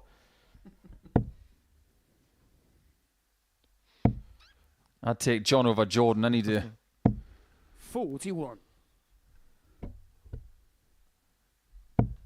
How good has today been for Tommy? And I think there's been a lot of narratives today. Henderson's been brilliant. Reese has been brilliant, but without points. Harrison's been very effective at times, but how good has Morris been? Really good, yeah. Oh, well, Reese is getting super frustrated now. We did sort of say this earlier on. After those first two matches, which were brilliant performances, those losses can hurt more than when you haven't played that well. And it can affect you. 72. Does he need something special to change his outlook on the day? And will this be it? Maybe just rush that second dart. 130. Tommy required 36. Game shot on the first leg. It's not just John Henderson who's been brilliant on the doubles today, because Tommy Morris has too. He's hovering around 50% for the day. That's how good he's been. I'd go so far to say, without looking at the numbers, this has been one of the best days he's played here since he turned up. Because he's looked very likely. 58. He's caused problems for everyone. Well, the final match will be the decisive match of the day. 100. It's the front runner against the dark horse, so to speak. John Henderson looking to go perfect with 5 wins from 5. But if Gilbert van der Meijden can beat him, 100. they will share the lead at the end of Monday. And it just goes to show, doesn't it? Never underestimate the lesser name. 92. If they've been to a final here before, which Gilbert has, treat them with respect. 140. So many times we do the end of day averages, 180 totals, 60. finishing percentages, and they will tell porky pies. I think tomorrow will be the mother of all pork 57. pies. Tommy require 150. Don't look, Reese, don't look. Well, you can look now, it's safe. 140. Yeah, but for how long? 146. Do yourself a favour and hit it.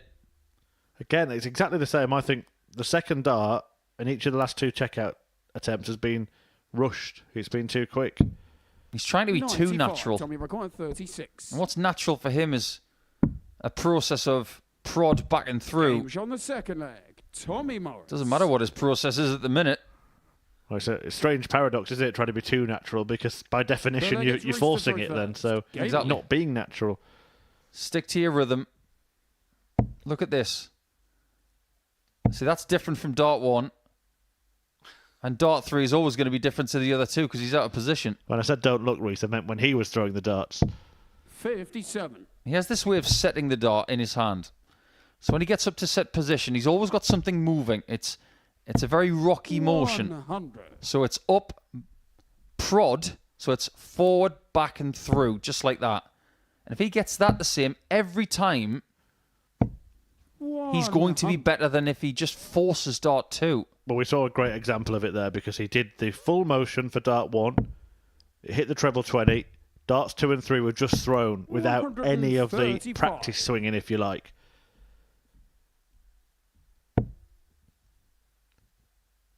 See, that in itself was just a little bit more stunted. So this time he's going to at least give all 3 darts due care and attention. But often he's a victim of his own success. When the first dart's in the treble, he just lets the next one go. 99. Give you an example. You wouldn't see a snooker player line up a shot and then just wander up to the next ball and hit it. Correct. Sport is about processes. 167. In a triple jump, you don't rush the skip. Another player used to do that, had a habit of doing it and corrected it, was Ted Everts. Every dart would be different in a visit. There we see it again from Reese.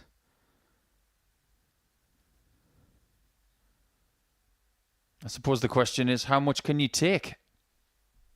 And he's cutting the figure of someone who's just taken too much today in the way of disappointment. Yeah, he's lost his confidence, hasn't he? And you can understand why. He was hitting hard all day.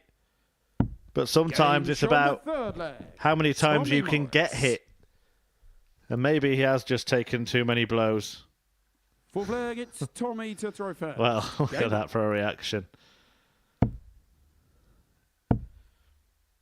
We don't need to speak to him, do we, Paul? You can see evidently and every expression we've seen etched on his face today exactly what's going through his mind. Well, let me give you a number that is ridiculously impressive.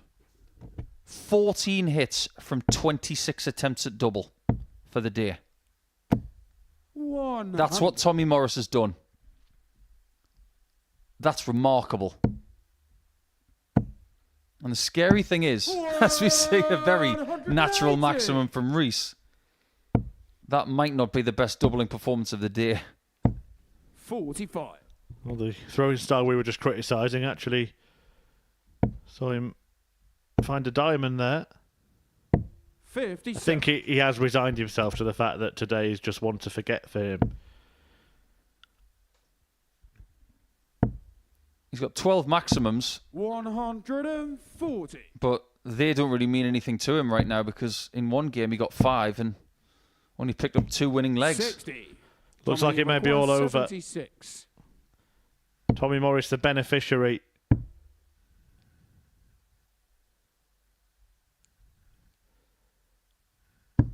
$60.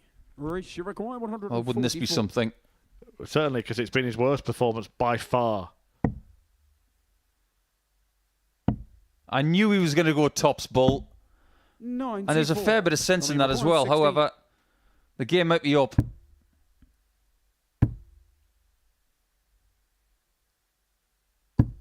It's a very, very good day for Tommy Morris and maybe the most frustrating day that Reese Robinson will ever have here at the Modus Super Series. We'll look at his daily numbers tomorrow, but my word, has he played well today without any success. That guy is going to go back to Poole and Dorset after this and feel very, very good about himself. And why not? A 4-0 win to get himself onto 6 points in the table, and he's going to be part of moving day tomorrow. I wonder what he could possibly do on Tuesday. He'll have to join us for that, but we've got one more game for you. It's going to be Hendo looking for 10 points up against Gilbert, who could stop him and get to 8 himself.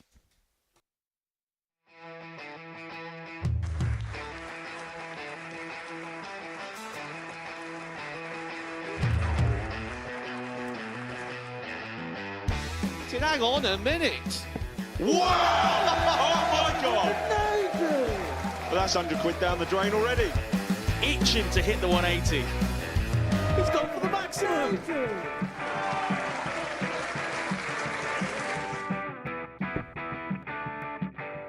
18 for the bull. Bull.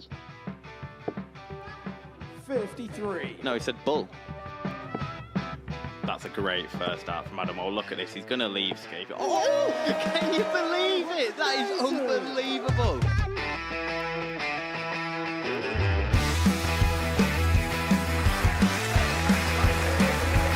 The match starts to put his team into the final. And through to the final they go. Charlie Murphy has hit the match-winning dart on both occasions. Double 4 for the title.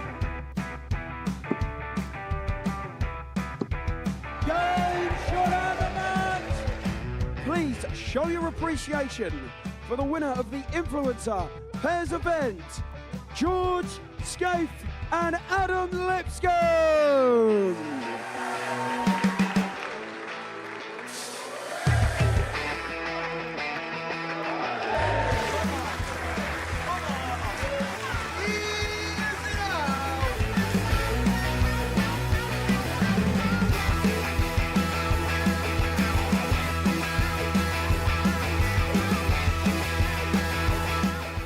He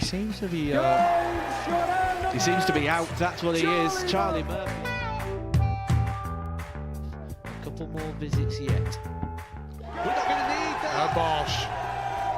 Pie Face is through. And he's absolutely buzzing. It was a game that Pie Face dominated throughout.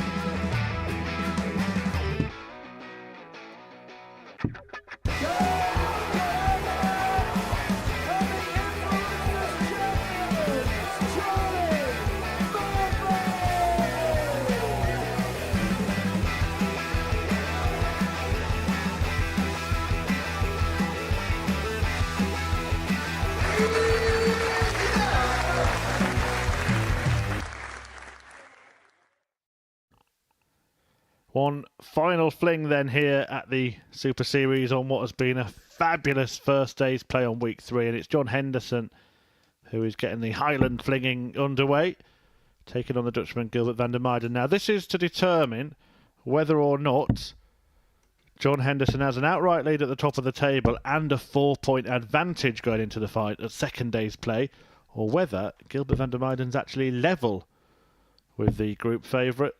At the end of this one, it'll be 10 points for Henderson, or 8 apiece for him and Gilbert van der Meijden over the best of 7 legs. And if it's going to follow the pattern of the day, it could be brilliant. First leg, it's John to throw first. Game on. Before we get into this one, Paul, just a little word on Rhys Robinson, because he did lose that last match 4-0 and put in by far his worst performance of the day. Only by far, because his other 4 performances were really good. Seen a couple of people being critical in the chat, but go to work, have a bad day, let everything go wrong, and see if you can avoid reacting in any way. I think 99% of dart players would have reacted the way that he did. 140. There's only so much a human can take. I mean, look at what he was hit with today. He's averaged 100, 107, 91... 100. and 93 and not got points. And finally, at the end, he just had nothing left in the way of positivity. And I hope that he's able to reset overnight. And up against Tommy Morris early tomorrow, if he can get a win, he could easily win 5 from 5 tomorrow. My favourite comment was one that just simply read, Rhys will be back big and bad tomorrow. And that's certainly a possibility with him. Oh, yeah. But it's been big bad John today. 94. Henderson looking to make it 5 from 5. 98.2 is an average for the day for Big John. And that's a good 8 points better 56. than his yearly challenge tour average. He has turned up today, of that there's no doubt.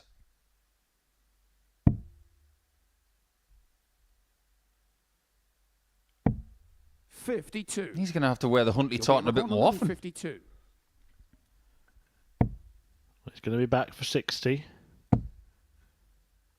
Not the easiest checkout for Henderson. He's not the type to chuck in a flatty, is he?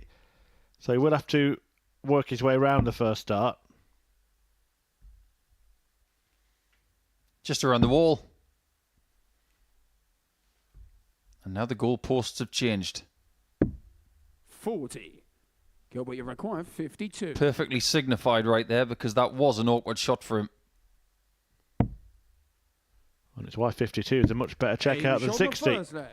Gilbert Clear look. Meijden. And a lead and a breaker throw straight away. Well, talk about going under the radar. Could be going under the radar and right to the top of the table.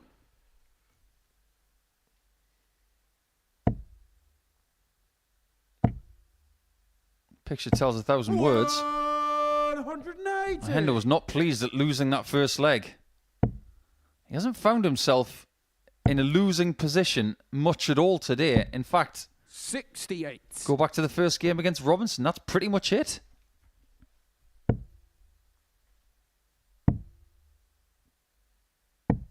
It's a very uncomplicated set of equipment that both players have got, isn't it?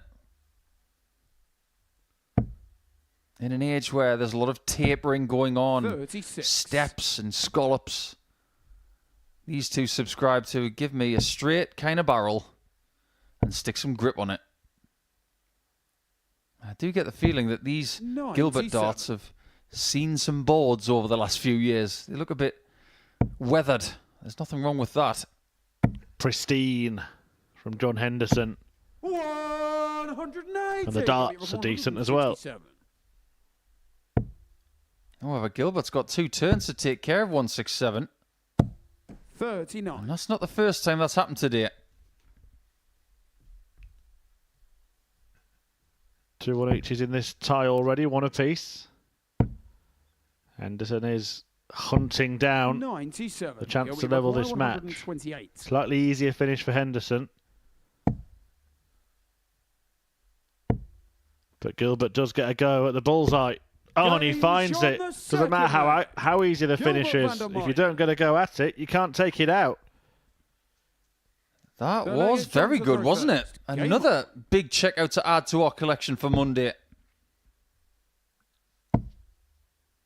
There's one thing I was going to mention about John as he gets another max. 180. He did change his throw a few years ago. He used to have a few more moving parts than he has got right now, but he simplified it. It's just in position, one prod forward, back and through, whereas it used to be a lot more complex. And I think for that reason, the fact that he simplified his throw a little bit, I think that's why he's had more success, you know. It's got nothing to do with the fact that he's come off the tour, but I think he made constructive changes into his 40s, which have yielded success.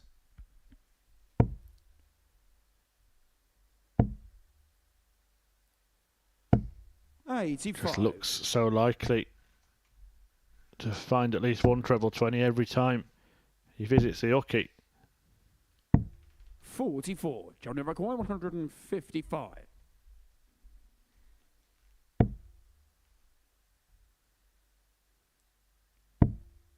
I know how John Henderson's going to win a series, by the way. 96. Go on. You're going to have to put the word world in it. Because if you think about his biggest titles, World Cup and World Senior Champion. 39. Stick world in it, he'll probably win it.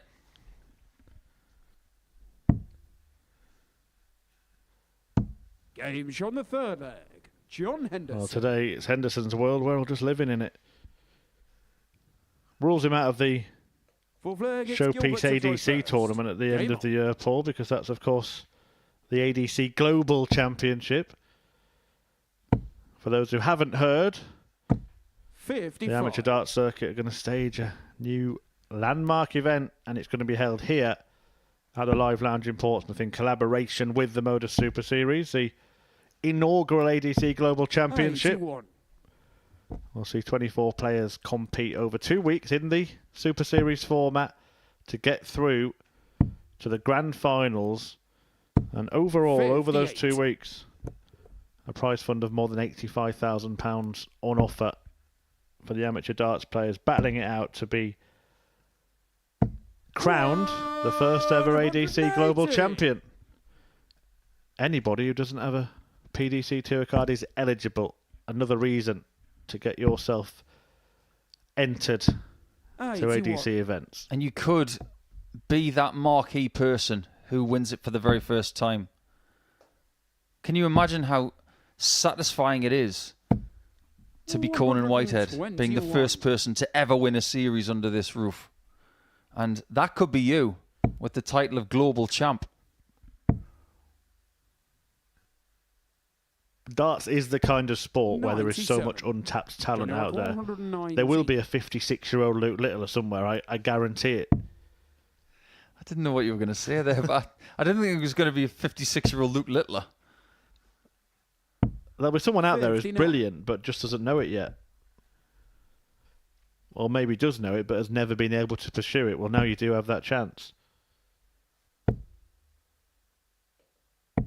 94. I know there are plenty of people out there who know they can do it. It's just a question of whether they will or are willing to sacrifice the time to do it. Tops for John.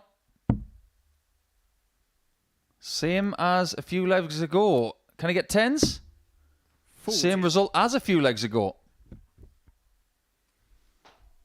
Gilbert, you require 160. Gilbert's taking a 1-2-8 in this game. This is easier than that. And he still hasn't missed a dart at a double. Well, if Henderson wins this leg, he will be assured of holding first position, even if he loses a match. So that is taken care of, but now he'll be thinking about winning the match.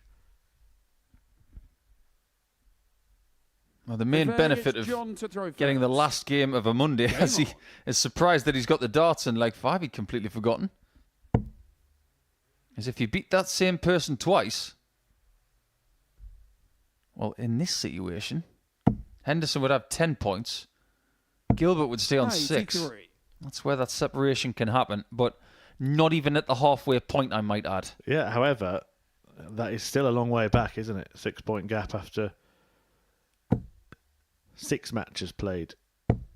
Let's put it into some different perspective, because only one person can win this group. If Hendo wins here and the first game tomorrow, Rhys Robinson is 12 points behind. 85. I just wonder if his day would have been completely different had he nicked the game against Hendo in game 1. It's easy to speculate, but sometimes the way your stall is set out, it can change every single forecast. Maybe how he assesses it. At whatever point today, had he won a game, he might think, well, if I'd have won that one, I would have won the rest, whether that be 2 games, 3 games, or indeed all 5. 45. Which is, of course, what John Henderson is trying to achieve himself here.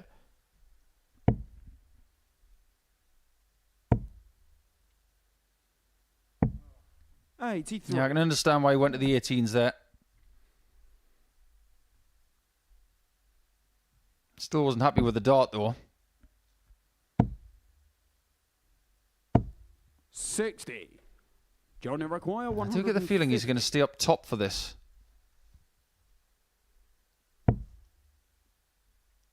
He's not necessarily the kind of player that would use 2 treble 17s for a shot or 2 treble 19s. He'd much rather spend more time on a familiar target. Well, the bullseye's been a familiar target for Gilbert. 90. Doesn't get a go at it on that occasion. Does leave himself perfectly placed.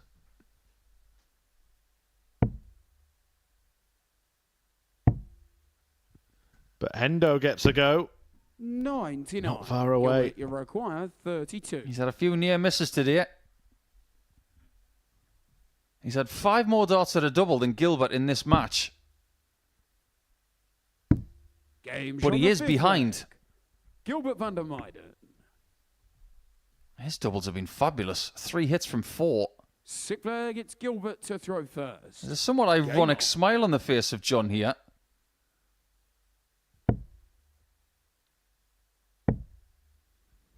Here's Gilbert van der Meijden throwing a spanner in the works.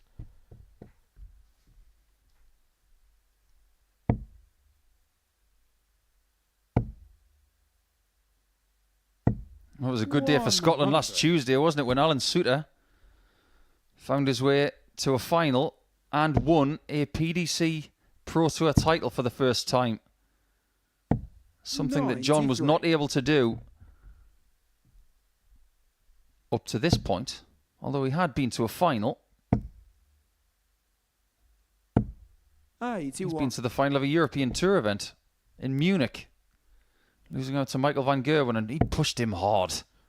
Yeah, and let me tell you, he is adored in Germany, John Henderson. 134. Maybe that's what Scotland are lacking in the Euros, then they didn't take John with them. 100.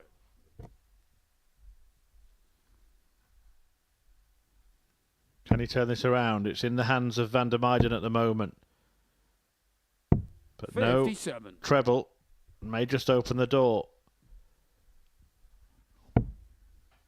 12 maximums today for Hendo. He would have loved a 13th to leave tops. 60. Gilbert, you require Locked out, locked out. Same checkout now for each of them. One to win, one to stay in. An ocean of space to the right. Gets it underneath for tops. 120. Over the top. Henderson wants the same shot. Johnny require 160. One to win the match, one to save the match.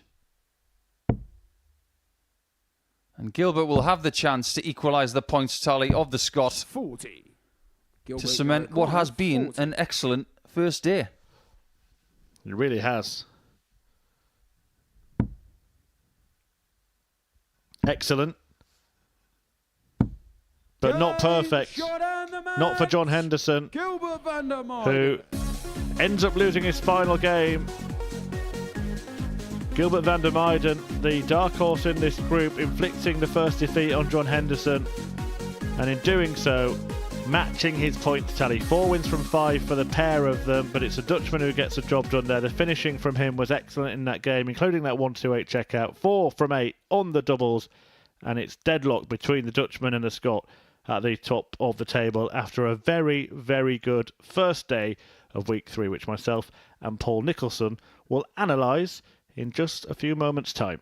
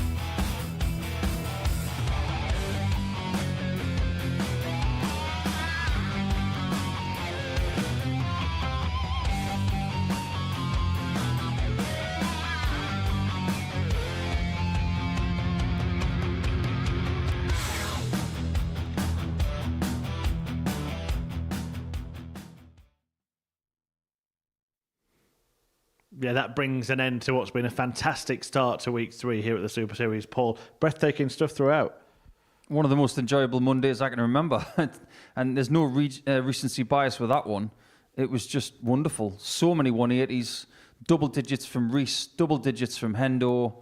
But the doubling from Tommy Morris and Hendo was remarkable.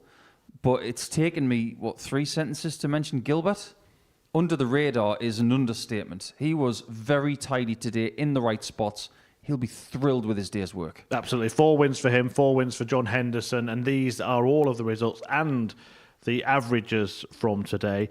Look, you look at a Modus Super Series day, any given day, averages in the 90s are a very good standard, but this has been even better than that, hasn't it? We've seen today more ton-plus averages and 90-plus averages than some weeks we've had. That's how good today has been. We built it up for days on end, saying the strength is here. But ultimately, it's up to the players to go out there and do it. And they have delivered. And I think every single one of them, including Rhys Robinson, who didn't get any points, they should give themselves a tap on the back because they didn't just provide really good matches, but great entertainment. Right, you mentioned that Gilbert van der Meijden has gone under the radar, so let's do the right thing and talk about him first, give him centre stage in this chat, because he did reach the final last time he was here, and he's showing that that wasn't a flash in the pan. Not at all. And I think when you consider the kind of week he had previously, some people would have thought of that as a bit of a surprise. But he's come back here into one of the toughest Group A situations that we could possibly give him, and he has stood up to it. And that tells us everything we need to know about him. He's going to be a threat to win this group because if he can handle day one and has been to a final on a Saturday before, we're talking about a player that does like to play with a little bit of pressure. So the next couple of days will tell us a little bit more about him. I'm really thrilled for him. We already know plenty about John Henderson, but that last result going against him does mean that he's going to have to work a little harder than he might have to ensure he does top this group. Sometimes you need something like that to happen just to reinforce the fact that you're not bulletproof. John's had a great day. He has not been in many risky situations of losing a match, but at the end there, Gilbert, to his credit, put John under pressure. I mean, that 1-2-8 on the bullseye was wonderful. So when he puts that in, John's on notice and Gilbert gets the job done. And this sport is all about getting enough chances. Gilbert today gave himself a stack of them. I think, off the top of my head, he had the most darts at double. And that's to his credit. Right, let's talk about Rhys Robinson. How will he be feeling right now? I think the match that really typifies his day was a defeat to Niall Culleton when he had those 2 bullseye finishes at the end of the game. And that kind of was a pattern for the rest of the day. Yeah, just a little bit. When somebody's hitting bullseye finishes against you, you don't mind if they're 1-2-1s and say 1-2-7s, but look at what he does here. He's missed the first stop by quite some distance, but he's still got a chance to take it out. And look at this bullseye. It's smack in the middle, and that is essentially punching Rhys in the face, figuratively speaking. But yeah, that doesn't make you feel good about yourself. You've missed your chance. They take theirs in a somewhat unconventional manner. And you go back to your accommodation thinking, how has that happened? And we can dissect Rhys Robinson's disappointing day even further here, because this is how it's played out for him. And look at that. Losing the first 2 matches with 3-figure averages is bound to affect anybody, but he still puts in good performances for the next 2. By the last one, he's had enough, hasn't he? Yeah, I think it does look like that. Tommy Morris put in a 91 average in that last match, and he looked like he could go again. He's just got so much energy. But I'll give Rhys as much credit as I can, because after that match with Harrison, that would have broken most people. And Harrison's been doing that to people for the last 6 months. He's found the level that troubles people when they're playing their A+ standard. And Rhys Robinson he had 5 maximums in that game. He had a stack of really good backup visits as well. But that 140 count that you talked about in that match, that was why Andreas Harrison won it. Let's just stay with him for a moment, Harrison. It's a return for a title defence. Typically understated, is that fair to say? Yeah, very fair. He wears a grey shirt. He doesn't want to be the shining light. He's quite shy. He doesn't speak that much, whether it's Swedish or English. He just likes to get on the stage, tip his head this way and say, well, that was a good game. Let's move on to the next one. And he's had a pretty decent first day. If he gets better tomorrow, can you imagine the kind of standard we could get from him? That's the scary thing. Absolutely. And all players have played their part in the standard we've seen today. Tommy Morris, you just mentioned, he looks like he could play the second set of fixtures right now. Really good stuff from him at times. Yeah, I want to know what's in his shoes. And I want to know what's in his glass as well, because this guy's got so much energy. And I'm envious of it, because when he walks around the hockey and around the stage, he enjoys this experience probably better than anybody. And I think everybody can take something from watching Tommy play, because his enthusiasm for this sport and the enthusiasm for this place is something that I feel that a lot of people should have. Ironically, for someone who beat a man named Robinson 4-0, apparently fruit shoot is the answer, the secret to his success. Let's have a look at the table going into the second day of action. And that last result does keep it open, doesn't it? It does look like we've got 4 players vying it out for first place. That's true, but if we may look at the extreme example, that still keeps Rhys Robinson in it. If he has a really good first, 2 or 3 rounds tomorrow and the top guys have a bit of a stutter, we know that one of the guys at the top is going to go to 10 points. But if results go Reese's way, he's not out of this. He could pull off the most miraculous comeback in Super Series history in Group A. It's now possible, but it would have been less possible had John won that match. We look forward to it. Thanks for your company today, Paul. We'll see you tomorrow. Hope to see you tomorrow as well. The action gets back underway 9:30 a.m. on Tuesday, live here on the Modus Super Series YouTube channel. But today, well, it was just another Magic Monday.